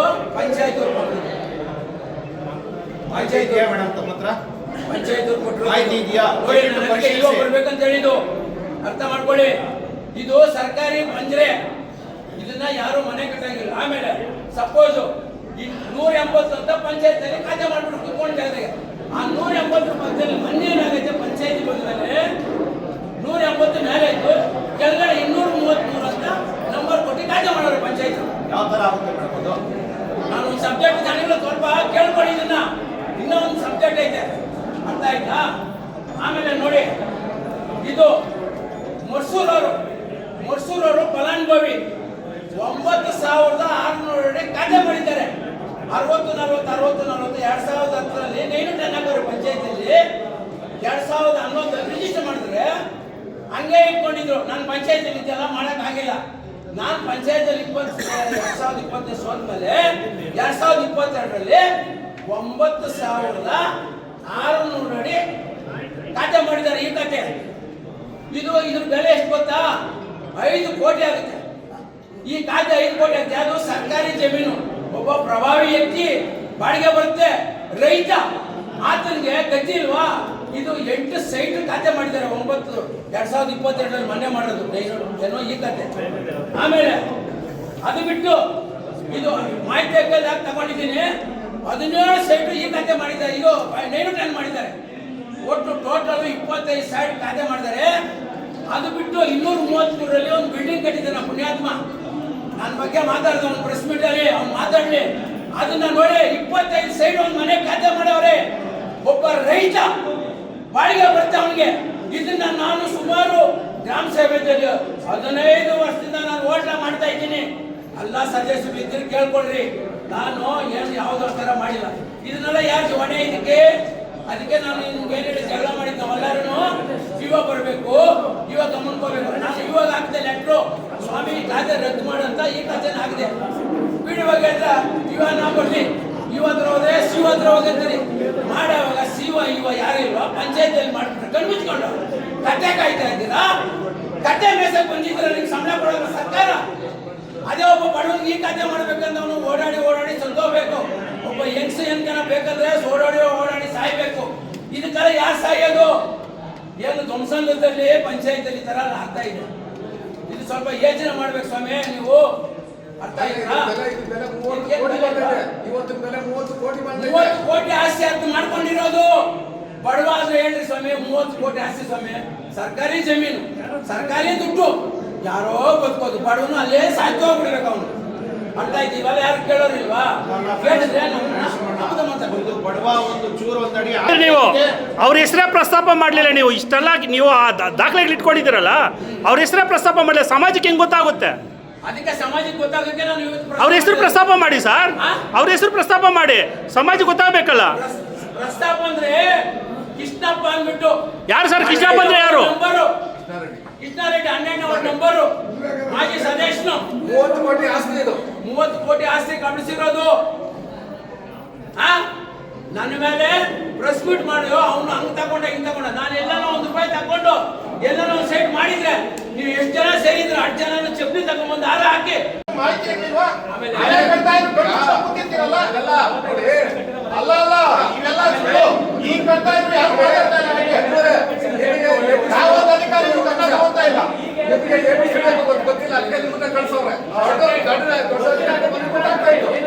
ಗೊತ್ತಿಲ್ಲ ನೋಡಿ. ಆಮೇಲೆ ಸರ್ವೆ ನಂಬರ್ 180, 233, 207 ಪಂಚಾಯತಿಗೆ ನೀವೇನು ಬರ್ಕೊಟ್ಟಿದ್ದೀರಾ? ಬರ್ಕೊಟ್ಟಿದ್ದೀರಿ ಸರ್ವೆ ನಂಬರು. ಪಂಚಾಯತಿನೆಲ್ಲ ರೆಗ್ಯುಲೇಷನ್ ಮಾಡಿದ್ರೆ ಏನು? ಈ 3 ಸರ್ವೆ ನಂಬರು ಸರ್ಕಾರ ಪಂಚಾಯತಿಗೆ ಬರ್ಕೊಟ್ಟಿದ್ದಾರೆ, ರೆಗ್ಯುಲೇಷನ್ ಮಾಡಿ ಪಾಸ್ ಮಾಡಿದ್ದಾರೆ. ಏನು ಯಾರು ಅಧಿಕಾರ ಕೊಟ್ರು? ಡಿಸಿ ಕೊಟ್ರಾ? ಅಲ್ಲ, ಜಿಲ್ಲಾಧಿಕಾರಿ ಬಂದು ಇಲ್ಲಿ ಆರ್ಡರ್ ಮಾಡೋದು. ಪಂಚಾಯತ್ ಕೂತ್ಕೊಂಡು ಮೀಟಿಂಗ್ ಅಲ್ಲಿ, ಸಾಮಾನ್ಯ ಸಭೆ ಮೀಟಿಂಗ್ ಅಲ್ಲಿ ಅಲ್ಲ, ಜಿಲ್ಲಾಧಿಕಾರಿನೇ ಮಾಡ್ಬೇಕು. ಇವಾಗ ಯಾರು ಚೇರ್ಮನ್ ಆಗಿದ್ರು ಅವರು ಚೇರ್ಮನ್ರು ಜಿಲ್ಲಾಧಿಕಾರಿ. ಅದಕ್ಕೆ ಅವ್ರು ಕೂತ್ಕೊಂಡಿಲ್ಲ, ಆದೇಶ ಮಾಡಿದ್ದಾರೆ ಸ್ವಾಮಿ. ಆಮೇಲೆ ಇನ್ನೊಂದು ಗಂಡು ಕಾಂತ ಖರಾಬು ಗೊತ್ತಿದ್ಯಾ? ಗಂಡು ಕಾಂತ ಖರಾಬ್ ಗೊತ್ತಿದ್ಯಾ? ಗಂಡು ಕಾಂತ ಖರಾಬು 50 ಸೈಟು 207ರಲ್ಲಿ ಗಂಡು ಕಾಂತ ಖರಾಬ್ ಇದೆ ಸರ್. ಹೇಳಿ ಸರ್, ಪ್ರಶ್ನೆ ಹೇಳ್ಬೇಕು. ಇದೆಯಾ ಕಣ್ಣು ಕಾಣ್ ಖರಾಬ್ ಇದೆಯಾ? ಎಲ್ಲ ಮಾಡ್ಕೊಡ್ತೀನಿ ನೋಡು. ಆಮೇಲೆ ನಾನು ಅನ್ನೆಪ್ಸಲ್ ಮಾಡಿಲ್ಲ, ಅಲ್ಲ ಆಟೆಲ್ ಹಾಕಿ ತಗೊಂಡಿದ್ದು ನೋಡಿ ಸ್ವಾಮಿ. ಕಣ್ಣು ಕಾಣ್ ಖರಾಬು ಏನು ಓದಿ ಸ್ವಾಮಿ. 50 ಜನ ಫಲಾನುಭವಿಗಳು ಮನೆ ಕಟ್ಕೊಂಡಿದ್ರೆ ಕಣ್ಣು ಕಾಣ್ ಖರಾಬು, ಅವ್ರಿಗೆ ಹಕ್ಕುಪತ್ರ ಕೊಡ್ಬೇಕಂತ ಪಂಚಾಯತ್ ರೆಗ್ಯುಲೇಷನ್ ಮಾಡೋರು. ಪಂಚಾಯತ್ ರೆಗ್ಯುಲೇಷನ್ ಮಾಡಕ್ಕೆ ಯಾರು? ನಾನು ಒಬ್ಬ ಪಂಚಾಯತಿ ಸದಸ್ಯರು. ನಾನು ಯಾರು ಮಾಡಕ್ಕೆ? ಕಣ್ಣು ಕಾಣ್ ಖರಾಬ್ ಎಲ್ಲಿದೆ? 207 ತೋರಿಸಿ ಸರ್. ತಾವ್ ಹೇಳಿ ಸರ್, ಉತ್ತರ ಹೇಳಿ ಸರ್. ಕಣ್ಣದ್ ಕಾಣದ್ ಖರಾಬ್ ಜಾಗನ ಪಂಚಾಯತಿ ಅಧಿಕಾರಿಗಳಾಗ್ಲಿ ಇನ್ನೊಬ್ರಾಗ್ಲಿ ಮಾಡ್ಬೋದಾ? ರೆವಿನ್ಯೂ ಡಿಪಾರ್ಟ್ಮೆಂಟ್ ಬಿಟ್ಟು ಬೇರೆ ಯಾರಾದ್ರೂ ಮಾಡ್ಬೋದಾ? ಇದನ್ನ ಕಂದಾಯ ಇಲಾಖೆ ತೀರ್ಮಾನ ತಗೊಬೇಕು. ಆದ್ರೆ ಮಾಡಿದವ್ರು ಯಾರು? ಪಂಚಾಯತ್ ಅವರು. ಏನ್ ಮಾಡಿದ್ರು ಇದನ್ನ? ಕಣ್ಣೋರ್ಸ ತಂದು ಕೊಡ್ತೀರಾ? ಕಣ್ಣೋರ್ಸ ಚಿಕ್ಕದಾಗಿದ್ದಲ್ಲ, ಚುಂಟಲ್ಲ, ದೊಡ್ಡದಾದಾಗ ಗಲಾಟೆ ಬರ್ತಾರೆ ಜನಗಳು ಅಂತ ಹೇಳ್ತೀರಾ. ಅದೇ ಉತ್ತರ ಇದು ಸರಿಯಲ್ಲ ಸರ್. ಇದು ಎಷ್ಟು ವ್ಯವಹಾರಗಳು ನಡೆದಿದೆ? ಪಂಚಾಯತಿನ ಎನ್ಕ್ವೈರಿ ಹಾಕಿಸಿ ಇದನ್ನ. ದಯವಿಟ್ಟು ಇದನ್ನ ಎನ್ಕ್ವೈರಿ ಆಗಲಿ. ಇದನ್ನ ನಮ್ಮ ಪಂಚಾಯತಿ ಸದಸ್ಯರು ಕೆಲವರು ಇದ್ರು, ಅಲ್ಲ ಕೇಳಿದೆ. ಏನಪ್ಪ 2023 ನಾನು ಎನ್ಕ್ವೈರಿಗೆ ಹಾಕಿಸಿ ಇದನ್ನ. ಬಿಡಿ ಸರ್, ಈಗೆಲ್ಲ ಮಾತಾಡಿದ್ರೆ ಮೇಡಮ್ ಎನ್ಕ್ವೈರಿಗೆ ಹಾಕಿಸಿ ಅದನ್ನ. ಯಾಕೆ ಇಷ್ಟು ದಿನ ಅದು ಕ್ಯಾನ್ಸಲ್ ಆಗಿಲ್ಲ? ಪಂಚಾಯತಿನಾಗೆ ಮಾಡಿದ್ದಾರಲ್ಲ 2023 ಸರ್ಕಾರಿ ಜೀವನ ಪಂಚನಾಮ ಮಾಡಿಸಿ ಹೋಗಿದ್ಯಾ? ಆ ಸರ್ಕಾರಿ ಕಣ್ಣು ಕಾಣ್ ಖರಾಬ್ ಅಂದ್ರೆ ಆ ನಂಬರ್ ಕೊಡ್ಬೇಕಂದ್ರೆ ಜಿಲ್ಲಾಧಿಕಾರಿ ಮಾಡಬೇಕು. ಆ ಸಂಬಂಧಪಟ್ಟ ತಹಸೀಲ್ದಾರು, ಸೆಕ್ರೆಟರಿ, RI ಎಲ್ಲ ರಿಪೋರ್ಟ್ ಹಾಕಿ ಆಧಾರ ಮಾಡಿದ ಜಾಗದಾಗ ಕಣ್ಣು ಕಾಣ್ ಖರಾಬ್ ಇದೆ, ನಂಬರ್ ಕೊಡಿ ಅಂತ ಹಾಕ್ಬೇಕು ನಾವು. ಏನಿಲ್ಲ ಪಂಚಾಯತ್ ಕುತ್ಕೊಂಡು ಮಾಡ್ಬಿಟ್ರೆ ಯಾರಪ್ಪ ಮನೆ ಸತ್ತು, ಅದೇ ಯಾರನ್ನ ಒಬ್ಬ ಬಡವ ಏನಾರ ಮಾಡ್ಬಿಟ್ರೆ ಅವ್ನ ಮೇಲೆ ಕೇಸ್ ಹಾಕ್ತಾರೆ, ಜೈಲು ಕಳಿಸ್ತಾರೆ. ಇದನ್ನ ಇವಾಗ ಯಾರು ಜೈಲು ಕಳಿಸೋದು? ಯಾರು ಮಾಡಿದ್ದಾರೆ? ಯಾರು ಅಧ್ಯಕ್ಷರು ಯಾರು ನೋಡಿ. ನಾನು ಆಟೆಲ್ ಹಾಕಿ ತಂದಿದ್ದೀನಿ, ಅಧ್ಯಕ್ಷರು ಯಾರು ಅಂತ ಅವ್ರನ್ನ ನೋಡಿ. ಹೇಳಿ ಸ್ವಾಮಿ ನೀವು. ಇವ್ರ್ಯಾರು? ಶಾಶ್ವತಮ್ಮ ಅಧ್ಯಕ್ಷರು. ಆ ಎಮ್ಮ DC-ನ ಪಂಚಾಯತ್ ರೆಗ್ಯುಲೇಷನ್ ಮಾಡಕ್ಕೆ ಅವ್ರ ಅಪ್ಪಂದ ಅವ್ರ ತಾತಂದ ಅದಕ್ಕೆ ಸಂಬಂಧಪಟ್ಟ ಮಾಡ್ಬೇಕಂದ್ರೆ ಏನ್ ಮಾಡ್ತೀರ ಅಧಿಕಾರಿಗಳು? ಅದಕ್ಕೆ ಇವ ಬರ್ಬೇಕಂತ ಎಲ್ಲರೂ ಗಲಾಟೆ ಮಾಡಿದ್ರು. ಆಮೇಲೆ ಸರ್ಕಾರಿ ಶಾಲೆದು, ಸರ್ಕಾರಿ ಶಾಲೆಗೆ ಬೆಸ್ಕಾಂ ಇಲಾಖೆ ಕೊಟ್ಟರು 16 ಗುಂಟೆ. ಯಾವ ರೀತಿ ಬರೆದ್ರು ಪಂಚಾಯತಿಯಲ್ಲಿ? ಬೆಸ್ಕಾಂ ಇಲಾಖೆಗಿಲ್ಲ, ಸರ್ಕಾರಿ ಶಾಲೆ ಅಂತ ಅಲ್ಲ. ಪಂಚಾಯತಿ ತೀರ್ಮಾನ ತಗೊಳಕ್ಕೆ ಅವ್ರ ಅಪ್ಪಂದ ಆಸ್ತಿ ಅಲ್ಲ. ಯಾರು ನೀವು ತೀರ್ಮಾನ ತಗೊಳ್ಳೋದಾ? ಉತ್ತರ ಕೊಡಿ ಮೇಡಮ್, ನಮಗೆ ಉತ್ತರ ಕೊಡಿ. 16 ಗುಂಟೆ ಈಗ ಅವ್ರಿಗೆ ಕ್ಯಾನ್ಸಲ್ ಆಗಿದೆ. ಬೆಸ್ಕಾಂ ಇಲಾಖೆ ಕಟ್ಟಬೇಕಾಗಿತ್ತು. ಈಗ ಅವ್ರು ಸ್ಥಳ ಮಾಡಿಸಿ ಮತ್ತೆ 2004 ಡಿಸಿ ಆದೇಶ ಆಗಿದೆ ಸರ್ಕಾರಿ ಸ್ಕೂಲ್ಗೆ ಬೆಸ್ಕಾಂ ಮಾಡೋಕೆ ಅಧಿಕಾರ ಐತೆ ಪಂಚಾಯತ್. 2007ರಲ್ಲಿ ಸರ್ಕಾರಿ ಶಾಲೆ 16 ಗುಂಟೆ ಅಂತ ಆದ್ಮೇಲೆ ರೆಸಲ್ಯೂಷನ್ ಮಾಡೋದು ಪಂಚಾಯತಿ ಸದಸ್ಯರು ಯಾರು? ಮಾಡ್ಬೋದಾ ರೆಸಲ್ಯೂಷನ್? ಉತ್ತರ ಕೊಡಿ ಸರ್. ಹಿಡಿಯಲ್ಲ ಸರ್, ನಾವು ಉತ್ತರ ಕೊಡಿ. ಮಾಡ್ಬೋದಾ ಹೇಳಿ. ಈಗ ನೋಡಿ ಬೆಸ್ಕಾಂ ಇಲಾಖೆಗೆ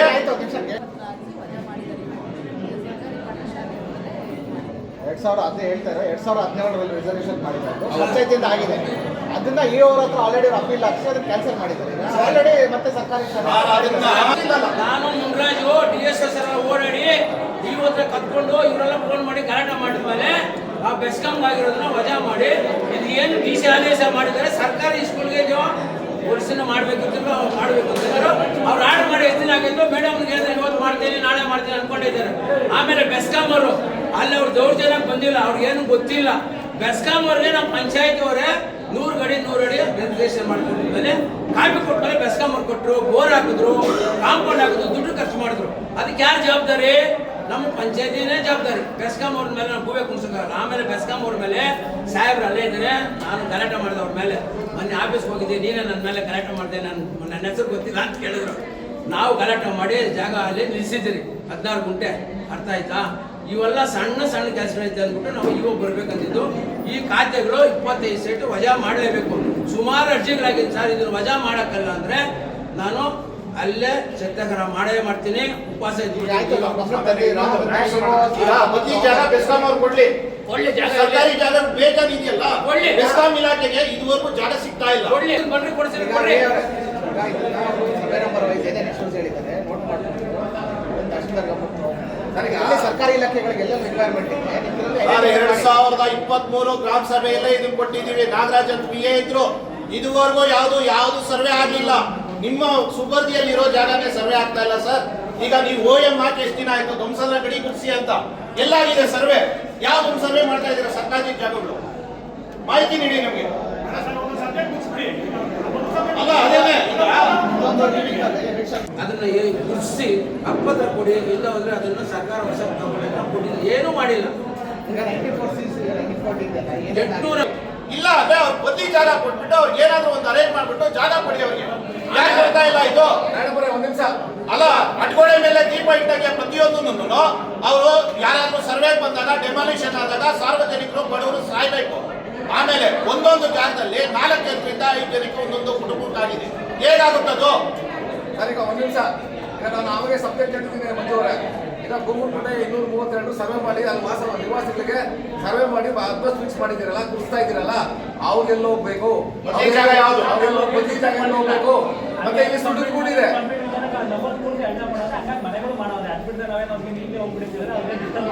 ಅಲ್ಲ, ಅದು ಕ್ರಮ ಏನು ಕೇಳ್ತಾ ಇರೋದು ಗಂಗಾಜಣ್ಣ ಅವರು? ಕ್ರಮ ಏನು? 50 ವರ್ಷದಿಂದ ವಾಸ ಇದ್ದಾರೆ. ಗೊತ್ತಿಲ್ಲ ಆ ಜಾಗನ, ಒಂದ್ ನಿಮಿಷ, ಆ ಜಾಗನ ಯಾಕೂ ಗೊತ್ತಿಲ್ಲ ಪಾಪ, ಹಣ ಕೊಟ್ಟು ತಗೊಂಡಿದ್ದಾರೆ ಆ ಜಾಗದವರು. ಸರ್ಕಾರ ಜಾಗದ ಇನ್ನೊಂದು ಮಾದವರೊಬ್ರು ಬೇರೆಯವರು ಆ ಜಾಗನ ಸರ್ಕಾರಿ ಜಾಗ ಯಾರ ಪರ್ಮಿಷನ್ ಇದೆ? ಆ ಕಾಲ ಹೋಗ್ಬಿಟ್ಟಿಲ್ಲ.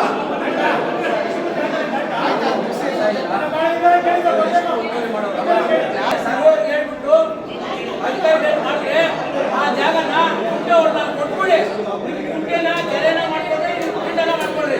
ಆ ಮನೆಗಳು 50 ವರ್ಷದ ಕೊಟ್ಟಿದ್ದ ಮನೆ ಇದ್ದಾರೆ, ಅವ್ರು ಏನಾರ ತೊಂದರೆ ಕೊಟ್ರೆ ಅವ್ರಿಗೆ ಜಾಸ್ತಿ ಪ್ರಾಬ್ಲಮ್ ಆಗುತ್ತೆ. ಸರ್ ನೋಟ್ ಮಾಡ್ಕೊಳ್ಳಿ ಸರ್ ಅದು. ಇಲ್ಲ ಅಂದ್ರೆ ಅವ್ರೇನು ಹೋಗ್ಬೇಕು ಬಡವರು.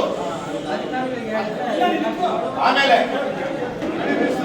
ಒಂದು ಪ್ರಶ್ನೆ ಇದೆ ನಮ್ದು, ಮಾಡಿ ಅಲ್ಲಿಂದ ಇಲ್ಲಿ ನೀರು ತಂದಿದೆ, ಇಲ್ಲಿ ಪರಿಣಾಮ ಏನಿದೆ ಅನ್ನೋದು ರಿಪೋರ್ಟ್ ಸಮೇತ ಇದೆ. ಇದು NGT ಹೋಗಿದೆ.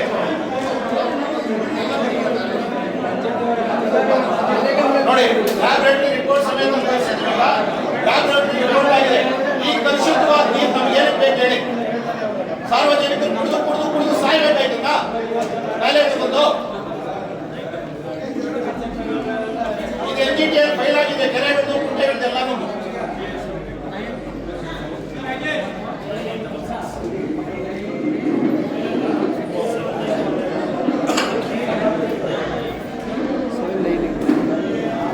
ಯಾವ ಲೆಕ್ಕ ಖರ್ಚು ಮಾಡ್ತಾ ಇದ್ದಾರೆ? ಸರ್, ಕೆರೆ ಹತ್ರ ಬೋರ್ ಹಾಕಿದ್ದಾರೆ, ಅದೇ ನೀರು ನಾವು ಕುಡಿತಾ ಇರೋದು. ಅದ್ರ ರಿಪೋರ್ಟ್ ತಂದಿದ್ದೀವಿ ನೋಡಿ ಅಲ್ಲಿ. ಸರ್ ಅದೇ ನೀರಲ್ಲ ಸರ್, ಇನ್ನೊಂದು ಬೋರ್ವೆಲ್ ನೀರು ಚೆಕ್ ಮಾಡಿಸಿ, ಅದನ್ನ ದಯವಿಟ್ಟು ಅದು ಚೆಕ್ ಮಾಡಿಸಿ. ಅದನ್ನ ಪಂಚಾಯತ್ ಕಟ್ತಾ ಇರೋ ಕಟ್ಟಡಗಳಿಗೆ ತಹಸೀಲ್ದಾರ್ ಇಂದ ಲೆಟರ್ ಆಗಿದೆ. ಇದುವರೆಗೂ ಪಂಚಾಯತ್ ಇದು ನಮ್ಮ ರೆವಿನ್ಯೂ ಡಿಪಾರ್ಟ್ಮೆಂಟ್ ಅವರು ಇದು ಮಾಡ್ತಾ ಇಲ್ಲ, ರಿಪೋರ್ಟ್ ಮಾಡ್ತಾ ಇಲ್ಲ. ಕಾರಣ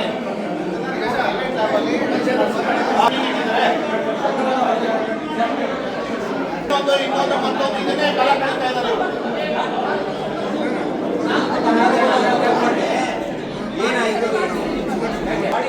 ರಾಜಕೀಯ ಪಕ್ಷದವರು, ಎಲ್ಲಾ ಸಮಾಜದವರು ಈ ಅಂಬೇಡ್ಕರ್ ಭಾವವನ್ನು ಉಪಯೋಗಿಸ್ಕೊಳ್ತಾ ಇದ್ದಾರೆ, ಪುಕ್ಸಟ್ಟೆಯಾಗಿ ಬಿಟ್ಬಿಡ್ತಾರೆ. ನಮ್ಮ ಸಂಘಟನೆ DSS ಸಂಘಟನೆ 30 ವರ್ಷಗಳ ಹೋರಾಟ ಮಾಡಿ, ಅನೇಕ ವರ್ಷಗಳ ಹೋರಾಟ ಮಾಡಿ 85 ಲಕ್ಷ ರೂಪಾಯಿದಲ್ಲಿ ನಾರಾಯಣ ಸ್ವಾಮಿ ಅವರು ಸಮಾಜ ಕಲ್ಯಾಣ ಇಲಾಖೆ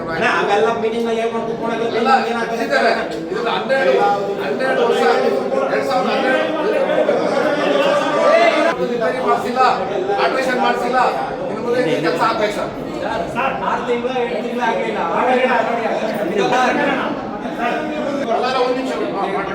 ಹೇಳ್ಬಿಡಿ. ನೆಕ್ಸ್ಟ್ ಸಾಮಾನ್ಯ ಸಭೆಯ ಒಳಗಡೆ ಈ ವರ್ಷದ ಒಳಗಡೆ ನಮಗೆ ಮೇನು ಇದೊಂದು ಗಡಿ ಆಗ್ತದೆ. ಅದರಲ್ಲಿ ಏನು ಮಾಡಲ್ಲ, ಮಾಡ್ತಾರೆ. ಮೇಡಮ್ ನವರು ಏನು ತಪ್ಪಿದೆ ಗೊತ್ತಿಲ್ಲ ನಮಗೆ. ಮೇಡಮ್ ಅವರು ಹೋದ ಸರಿ ಹೇಳಿದ್ರು ರೆಡಿ ಮಾಡ್ಕೊಂಡು ಮುಂದೆ ಅದ್ರ ಬಗ್ಗೆ ಕ್ರಮ ತಗೊಂಡಿಲ್ಲ.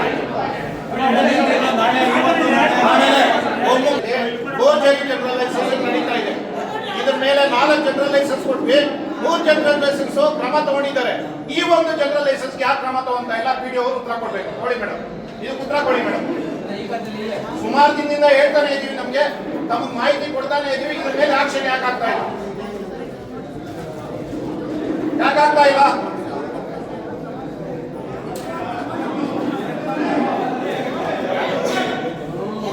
ಆತ ಬಂದು ಪಂಚಾಯತಿ ಸದಸ್ಯನ ಅಣ್ಣನ ಅಳಿಯ ಆಗಿದ್ದಾದ್ರೆ ಕ್ರಮ ಆಗಬಾರ್ದು, ಬೇರೆಯವ್ರದ್ದಾದ್ರೆ ಕ್ರಮ ಆಗಿದೆ. ಇದನ್ನ ಯಾಕೆ ತಗೊಂತ ಇಲ್ಲ ಆಕ್ಷನ್ಗೆ?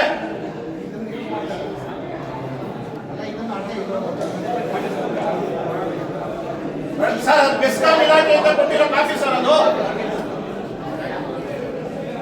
ಬೆಸ್ಕಾಂ ಸರ್ ಎಲ್ಲ ಬಂದಿದೆ ಪಂಚಾಯತಿ ಮಾಹಿತಿ ಹಾಕಂತ ನೋಡಿದೀವಿ ಸರ್. ಸರ್ಟಿಫೈಡ್ ಕಾಪಿ ಪಂಚಾಯತಿ ಕಳಿಸಿದ್ದಾರೆ. ಕ್ರಮ ತಗೋತಾ ಇಲ್ಲ. 3 ಜನರಲ್ ಲೈಸೆನ್ಸ್ ಹೆಂಗಾಯ್ತು ನೋಡ್ತೀರಿ? ಇದು 4ನೇದು. ಒಂದ್ರ ಮೇಲೆ ಸ್ಟೇ ಇದೆ ಸರ್. ಇದು ರೈಟಿಂಗ್ ಅಲ್ಲೂ ಪಂಚಾಯತಿ ಕೊಟ್ಟಿದ್ದೀವಿ ಸರ್. ಪಂಚಾಯತಿಗೂ ರೈಟಿಂಗ್ ಅಲ್ಲಿ ಕೊಟ್ಟಿದ್ದೀವಿ. ಅವ್ರ ಹತ್ರ ಮಾಹಿತಿ ಇಲ್ಲ ಬಿಡಿ.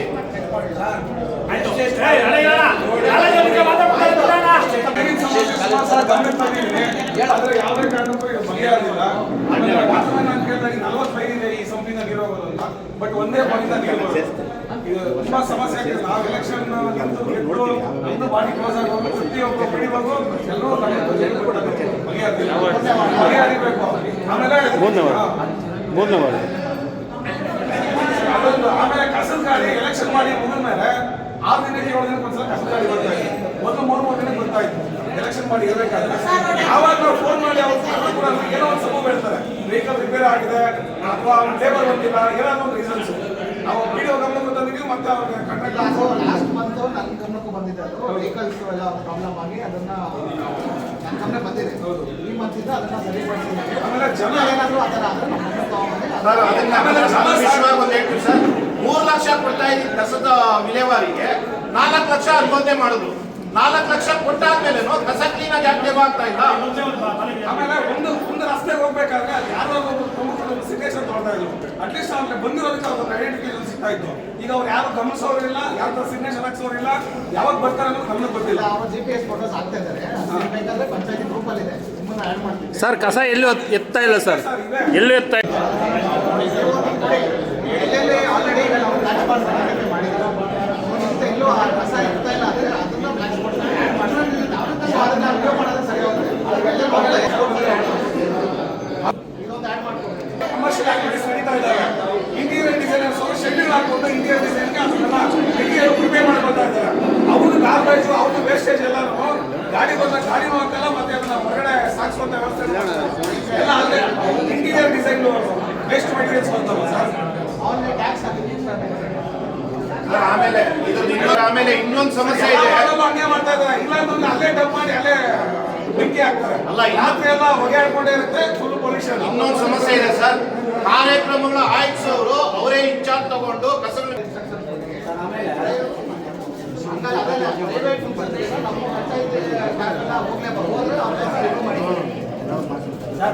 ಸಂಡೇ ಮಾರ್ನಿಂಗ್ ಫುಲ್ ಟ್ರಾಫಿಕ್ ಆಗುತ್ತೆ. ಮತ್ತೆ ಸೋಮವಾರ ದಿನ ಬಂದರು BTS ಬಸ್ ಊರೊಳಗಡೆ ಬರೋದೇ ಇಲ್ಲ. ಅಂಗಡಿ ಎಲ್ಲಿಂದ ಅಲ್ಲಿಂದ ಈ ಆಂಬುಲೆನ್ಸ್ ಅಲ್ಲ ಯಾವ ಗಾಡಿ ಅನೇಕ ವರ್ಷದಿಂದ ಸರ್, ಅನೇಕ ವರ್ಷದಿಂದ ಅದು ಯಾವ್ಯಾವ ಸೈಕಲ್ ಸರ್ಕಸ್ ಮಾಡಬೇಕು ಎಲ್ಲ ರೀತಿ ಮಾಡ್ತಾ ಇದ್ದಾರೆ, ಬಗೆಹರಿಲ್ಲ. ನೀವೇ ಬಂದ್ಮೇಲೆ ಒಂದು ಹೊಸ ಐಡಿಯಾ ಕೊಟ್ಟಿದ್ವಿ, ಒಂದು ಹಂತಕ್ಕೆ ಸ್ಟೆಪ್ ತಗೊಂಡೋಗಿ ಮುಂದಕ್ಕೆ ಹೋಗಿದ್ವಿ. ಮತ್ತೆ ಯಾಕೋ ನೀವೇ ಹಿಂದಕ್ಕೆ ಬಂದ್ರೆ ನಮ್ಗೆ ಮಾಹಿತಿ ಖಂಡಿತ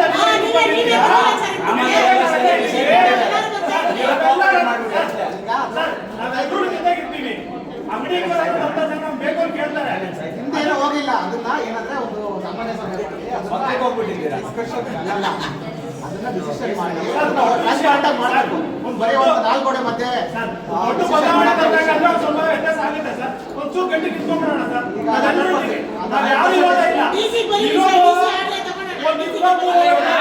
ಸುಂಕ ಕಲೆಕ್ಷನ್ ಮಾಡಿದವಾಗ ಎಷ್ಟು ಸುಂಕ ಕಲೆಕ್ಷನ್ ಮಾಡಲು ಇನ್ನೂ ಜಾಸ್ತಿ ಆಗೋಯ್ತು.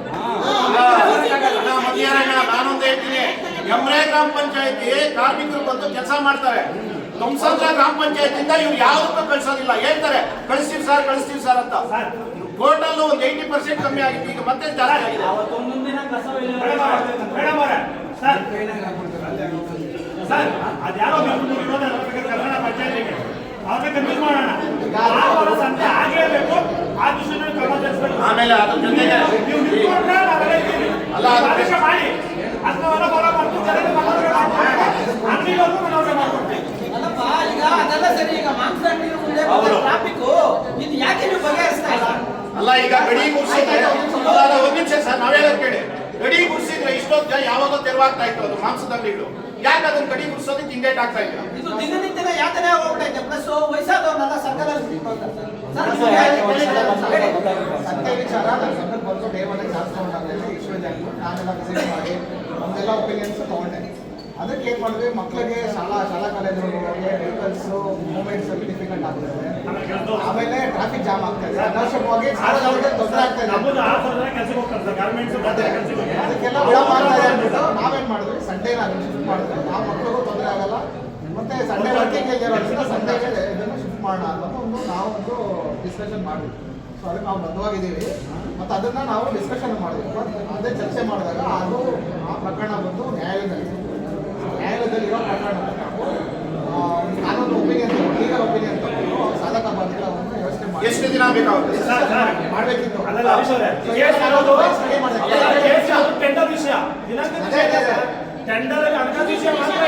ಅದು ಒಂದೇ ವರ್ಷದ್ದು, ಎರಡನೇ ವರ್ಷಕ್ಕೆ ಕಂಟಿನ್ಯೂ ಇಲ್ಲ, ಒಂದೇ ವರ್ಷದ್ದು. ಸೊ ಈಗ ಅದಕ್ಕೆ ನಾವು ಲೀಗಲ್ ಒಪಿನಿಯನ್ ತಗೊಂಡಿದ್ದೀವಿ. ಸೊ ದಿನಾಂಕ ಬದಲಾವಣೆ ಮಾಡಿದ್ರೆ ಏನಾದರೂ ಕಾನೂನು ಬರುತ್ತಾಗಿ ಒಪಿನಿಯನ್ ಬಂದ ತಕ್ಷಣ ಅದನ್ನು ಡಿಸಿಷನ್ ಮಾಡಿ ಅದನ್ನು ಕಾರ್ಯರೂಪಕ್ಕೆ ತರ್ತೀವಿ.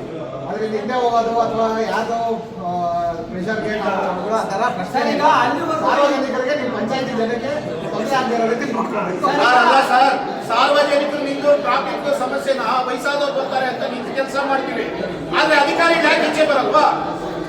ಪ್ರತಿ ವಾರ ಏನಾದ್ರು ಒಂದೊಂದು ಮೀಟಿಂಗ್ ಆಗ್ತೀರಾ ಅವ್ರಿಗೆ ಅಧಿಕಾರಿಗಳಿಗೆ. ಅವ್ರ ಅಧಿಕಾರಿಗಳು ಬಂದು ನಿಂತ್ಕೊಂಡ್ರೆ ಪೊಲೀಸ್ನವ್ರು ಸಪೋರ್ಟ್ ಬರ್ತೀವಿ ಅಂತಾರೆ, ಅಧಿಕಾರಿಗಳು ಇಲ್ಲದೆ ಇದ್ರೆ ಪೊಲೀಸ್ನವ್ರು ಎಲ್ಲಿ ಸಪೋರ್ಟ್ ಬರ್ತಾರೆ?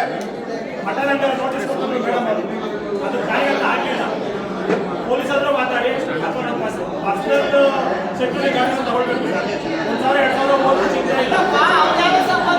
ಪಂಚಾಯತಿ ಕಾಸು ಅವರು ಟ್ಯಾಕ್ಸ್ ಕಟ್ತಾರೆ, ಎಲ್ಲರೂ ಒಂದು ಪಾಯಿಂಟ್ ಟ್ಯಾಕ್ಸ್ ಕಲೆಕ್ಟ್ ಆಗಲ್ಲ. ಆಯ್ತಲ್ಲ, ಅದಕ್ಕೆ ಪರಿಹಾರ ಏನ್ ಮಾಡ್ತೀರಾ? ಪರಿಹಾರ ಏನ್ ಮಾಡ್ತೀರಾ? ಏನ್ ಮಾಡ್ತೀವಿ ನಾನು ಡೇ ಚೇಂಜ್ ಮಾಡ್ತೀವಿ. ಮಟನ್ ನ್ಯಾಯಾಲಯ ತಾತ್ಕಾಲಿಕವಾಗಿ ಏನ್ ಮಾಡ್ತೀರಾ? ಈಗ ಭಾನುವಾರ ಟ್ರಾಫಿಕ್ ಜಾಮ್ ಆಗ್ತಾ ಇದೆ, ಸೋಮವಾರ ಭಾನುವಾರ ಏನ್ ಮಾಡ್ತೀರಾ? ಏನ್ ಮಾಡ್ಬೋದು ಪಂಚಾಯತಿಗಳಿಂದ? ನೀವು ಹೇಳ್ತಾರಲ್ಲ ಆರ್ಥಿಕ ಪ್ರೋಸೆಸ್ ಆಗಲ್ಲ.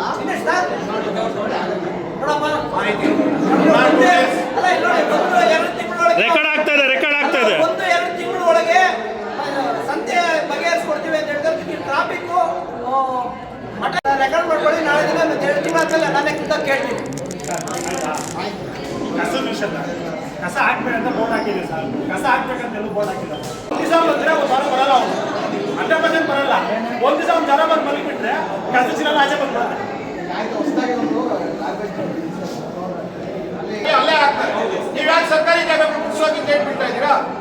ಎಷ್ಟಿದೆ ಸರ್ಕಾರಿ ಜಾಗಗಳು ಮಾಹಿತಿಯಲ್ಲಿ? ಎಲ್ಲಿ ರೇವಿದ್ದು ಕೆರೆಗೆ ನಾವು ವೇತನ ನೀಡುವರಿಂದ ನೀರು ಬರ್ತಾ ಇದೆ. ಕೆರೆ ಸ್ವಚ್ಛತೆ 6 ತಿಂಗಳು 1 ತಿಂಗಳು ವರ್ಷಕ್ಕೆ ಮಾಡ್ತೀವಿ ಅಂದ್ರೆ 1 ಲಕ್ಷ 2 ಲಕ್ಷ ಬಿಲ್ ಆಗುತ್ತೆ. ನಾವು ಮಾಡೋಕ್ಕಾಗೋದಿಲ್ಲ. ಪ್ರತಿ ತಿಂಗಳಿಗೆ ಒಂದು SOP ಹಾಕ್ಬಿಟ್ಟು ಯಾವುದೋ ಒಂದು ಸರ್ಕಾರಿ ಸಂಡೆನೋ ಒಂದು ಮಂಡ್ಯನೋ ಒಂದು 10 ಜನ 20 ಜನ ಬೇರೆ ಕಡೆ ಕರ್ಕೊಂಡ್ಬಂದು ಕೆರೆ ಕ್ಲೀನ್ ಮಾಡ್ಬೋದು. ನಾವು ಕೆರೆ ನೀರು ಬರೋದು ಮತ್ತೆ ನೀರು ಹೋಗೋದು ಎರಡು ಕ್ಲೀನ್ ಮಾಡಿದ್ರೆ ಮತ್ತೆ ಅದು ಹಮ್ಮಿಕೊಂಡಿದ್ವಿ. ಈ ಪಂಚಾಯಿತಿ ಗ್ರಾಮ ಸಭೆಗೆ ಎಲ್ಲ ದಮ್ಮಸಂದ್ರ ಗ್ರಾಮ ಪಂಚಾಯಿತಿಯ ಮುಖಂಡರು, ಸಾರ್ವಜನಿಕರು ಎಲ್ಲರೂ ತಮ್ಮ ಆಹ್ವಾನಗಳನ್ನ ಇದು ಅವರ ಕುಂದುಕೊರತೆಯೊಂದಿಗೆ ಸಭೆಗೆ ಹಾಜರಾಗಿದ್ರು. ಅವ್ರದ್ದೆಲ್ಲ ಕುಂದುಕೊರತೆ ಮತ್ತೆ ಸಮಸ್ಯೆಗಳನ್ನು ನಾವು ಆಲಿಸಿದೀವಿ. ಈ ಪಂಚಾಯಿತಿಯಲ್ಲಿ ಕೆಲವೊಂದು ಸಮಸ್ಯೆಗಳನ್ನ ನಾವು ಐಡೆಂಟಿಫೈ ಮಾಡ್ಕೊಂಡು ಅದನ್ನ ನೋಟ್ ಕೂಡ ಮಾಡ್ಕೊಂಡಿದೀವಿ. ಕಸದ ಸಮಸ್ಯೆ ಆಗಿರ್ಬೋದು, ಕಸದ ಸಮಸ್ಯೆ, ನೀರಿನ ಸಮಸ್ಯೆ, ಮತ್ತೆ ಸರ್ಕಾರಿ ಜಾಗಗಳ ಒತ್ತುವರಿ ಸಮಸ್ಯೆ, ಮತ್ತೆ ಈ ಸಂತೆ ಜಾಗದಿಂದ ಆಗ್ತಾ ಇರುವಂತಹ ಸಾರ್ವಜನಿಕ ತೊಂದರೆ ಬಗ್ಗೆ, ಟ್ರಾಫಿಕ್ ಜಾಮ್ಸು ಮತ್ತೆ ಶಾಲಾ ಕಾಲೇಜು ಮಕ್ಕಳಿಗೆ ಓಡಾಡೋದ್ರಲ್ಲಿ ತೊಂದರೆ ಆಗ್ತಾ ಇರೋ ಬಗ್ಗೆ ಎಲ್ಲ ಗ್ರಾಮದ ಮುಖಂಡರು ಮತ್ತೆ ಸಾರ್ವಜನಿಕರು ನಮ್ಮ ಗಮನಕ್ಕೆ ತಂದಿದ್ದಾರೆ. ಹಾಗೆ ಜಲಜೀವನ್ ಮಿಷನ್ ಅದರಲ್ಲೂ ಕೂಡ ಕಾಮಗಾರಿ ಆಗಿರುವಂಥದ್ರಲ್ಲಿ ಅವರು ರಸ್ತೆಗಳಲ್ಲಿ ಆಗಿರುವಂಥ ಲೋಪದೋಷಗಳನ್ನ ಸರಿಪಡಿಸಬೇಕಾಗಿ ಅಂತಲೂ ಮನವಿ ಮಾಡ್ಕೊಂಡಿದ್ದಾರೆ. ಆಮೇಲೆ ಈ ಖಾತೆಗಳ ಬಗ್ಗೆ ಮತ್ತೆ 94C ಮನೆಗಳ ಹಕ್ಕುಪತ್ರ ವಿತರಣೆ ಬಗ್ಗೆ ಈಗ ಹಲವಾರು ಸಮಸ್ಯೆಗಳನ್ನ ನಮ್ಮ ಮುಂದೆ ಇಟ್ಟಿದ್ದಾರೆ. ಈಗ ಎಲ್ಲ ಗ್ರಾಮಸ್ಥರ ಸಮಸ್ಯೆಗಳನ್ನು ನಾವು ನಮ್ಮ ಹಂತದಲ್ಲಿ ಪಂಚಾಯಿತಿ ವತಿಯಿಂದ ಬಗೆಹರಿಸೋ ನಮ್ಮ ವ್ಯಾಪ್ತಿಯಲ್ಲಿ ಇದ್ರೆ ನಾವು ಬಗೆಹರಿಸ್ತೀವಿ. ಮತ್ತೆ ಆಯಾ ಅನ್ಯ ಇಲಾಖೆಗಳಿಗೆ ಯಾವುದಾದ್ರೂ ಅದನ್ನ ಸಮಸ್ಯೆಗಳನ್ನ ಕಮ್ಯುನಿಕೇಟ್ ಮಾಡೋದಾಗ್ಲಿ, ಪತ್ರ ವ್ಯವಹಾರ ಮಾಡೋದಾಗ್ಲಿ ನಮ್ಮ ಪಂಚಾಯತಿ ವತಿಯಿಂದ ಅವ್ರನ್ನ ಪತ್ರ ವ್ಯವಹಾರ ಮಾಡಿ ಆ ಸಾರ್ವಜನಿಕರಿಗೆ ಒಂದು ಸಮಸ್ಯೆ ಬಗೆಹರಿಯೋದಕ್ಕೆ ನಾವು ಪಂಚಾಯತಿ ವತಿಯಿಂದ ನಾವು ಸಕ್ಸಸ್ಫುಲ್ ಆಗಿ ನಾವು ಅದನ್ನ ಕಂಪ್ಲೀಟ್ ಮಾಡಿ ಸಾರ್ವಜನಿಕರಿಗೆ ಒಳ್ಳೆ ಈಗ ನಮ್ಮ ಈ ಖಾತೆಗಳು ಒಂದು ಸ್ವಲ್ಪ ಕಾನೂನು ವಿರುದ್ಧವಾಗಿ ಕೆಲವೊಂದು ಈ ಖಾತೆಗಳು ಮತ್ತೆ ಈ ಸ್ವತ್ತುಗಳು ಆಗಿದಾವೆ ಅಂತ ನಮ್ಮ ಗಮನಕ್ಕೆ ತಂದಿದ್ದಾರೆ. ಈ ಹಿಂದೆನೆ ಅದು 2022, 17 ಆ ವರ್ಷದಲ್ಲಿ ಆಗಿದೆ ಅಂತ ನಮ್ಮ ಗಮನಕ್ಕೆ ತಂದಿದ್ದಾರೆ. ಇದ್ರ ಬಗ್ಗೆ ನಾವು ಲಿಖಿತವಾಗಿ ಅದನ್ನ ಪಡ್ಕೊಂಡು ಮೊನ್ನೆ ಇಒ ಅವ್ರಿಗೆ ಮತ್ತೆ ಸಿಇಒ ಅವ್ರ ಗಮನಕ್ಕೆ ತಂದು ಅದ್ರ ಬಗ್ಗೆ ಅದೇನ್ ಕಾನೂನು ವಿರುದ್ಧವಾಗಿ ಆಗಿದ್ರೆ ಅದನ್ನೆಲ್ಲ ವಜಾ ಮಾಡೋಕೆ ಏನ್ ಕ್ರಮ ವಹಿಸಬೇಕು ಅದನ್ನ ಖಂಡಿತವಾಗಿ ಕ್ರಮ ವಹಿಸ್ತೀವಿ. 132 ಸರ್ವೆ ನಂಬರ್ಲಿ 50 ಜನ ಮನೆಗಳು ಕಟ್ಕೊಂಡಿದ್ದಾರೆ ಅಂತ ಈಗಾಗಲೇ ನನ್ನ ಗಮನಕ್ಕೆ ಬಂದಿದೆ.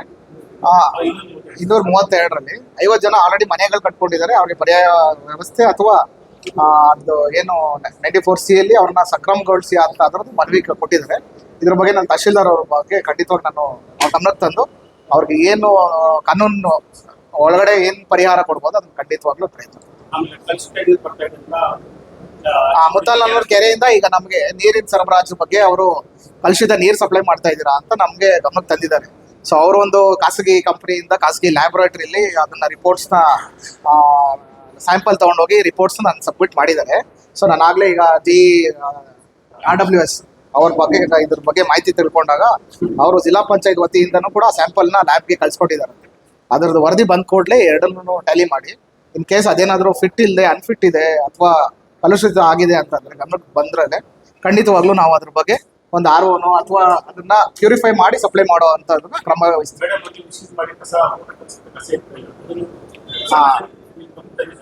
ಕಸದ ಸಮಸ್ಯೆ ಬಗ್ಗೆ ನನ್ನ ಗಮನಕ್ಕೆ ತಂದಿದ್ದಾರೆ. ಈಗ ಆಲ್ರೆಡಿ ನಾವು ಬ್ಲಾಕ್ ಸ್ಪಾಟ್ಸ್ನ ಐಡೆಂಟಿಫೈ ಮಾಡಿದ್ವಿ. ಧ್ವಂಸಂದ್ರ ಗ್ರಾಮ ಪಂಚಾಯತಿಯಲ್ಲಿ ಹಲವಾರು ಕಡೆ ಬ್ಲಾಕ್ ಸ್ಪಾಟ್ಸ್, ನಾನು ಅದನ್ನ ಡೈಲಿ ರಿವ್ಯೂ ಮಾಡ್ತಾ ಇದ್ದೀನಿ. ಸೊ ಈಗ ಇವರು ಸಾರ್ವಜನಿಕರು ಹೇಳೋ ಕಡೆ ಇಲ್ಲಿ ಕಸ ಎತ್ತಿಲ್ಲ, ಅಲ್ಲಿ ಹೊಸದಾಗಿ ಬ್ಲಾಕ್ ಸ್ಪಾಟ್ಸ್ನ ಐಡೆಂಟಿಫೈ ಮಾಡಿ ಈಗ ಆಲ್ರೆಡಿ ಎಕ್ಸಿಸ್ಟಿಂಗ್ ಬ್ಲಾಕ್ ಸ್ಪಾಟ್ಸ್ಗೆ ಆ್ಯಡ್ ಮಾಡಿ ಅಂತ ನಾನು PDO ಆಗಿ ಇನ್ಸ್ಟ್ರಕ್ಷನ್ಸ್ ಕೊಟ್ಟಿದ್ದೀನಿ. ಅದನ್ನ ನಾಳೆಯಿಂದಲೇ ನಾನು ಕಾರ್ಯಗತ ಮಾಡಿ ಅದನ್ನ ಕ್ಲಿಯರ್ ಮಾಡಿಸೋಕೆ ನಾನೇ ಅದನ್ನ ವಿಸಿಟ್ ಮಾಡ್ತೀನಿ. ಸರ್ಪ್ರೈಸ್ ವಿಸಿಟ್ಸ್ ಮಾಡಿ ಕೇಸ್ ಏನಾದರೂ ಅವನೇನಾದರೂ ಆ ಥರ ತಪ್ಪು ಮಾಡ್ತಾ ಇದ್ರೆ ಅದನ್ನ ಅವನ್ನ ಬ್ಲಾಕ್ ಲಿಸ್ಟ್ ಮಾಡಿ ಅವ್ರನ್ನ ಕ್ರಮ ವಹಿಸೋದಕ್ಕೆ 100% ಕ್ರಮ ವಹಿಸ್ತೀವಿ.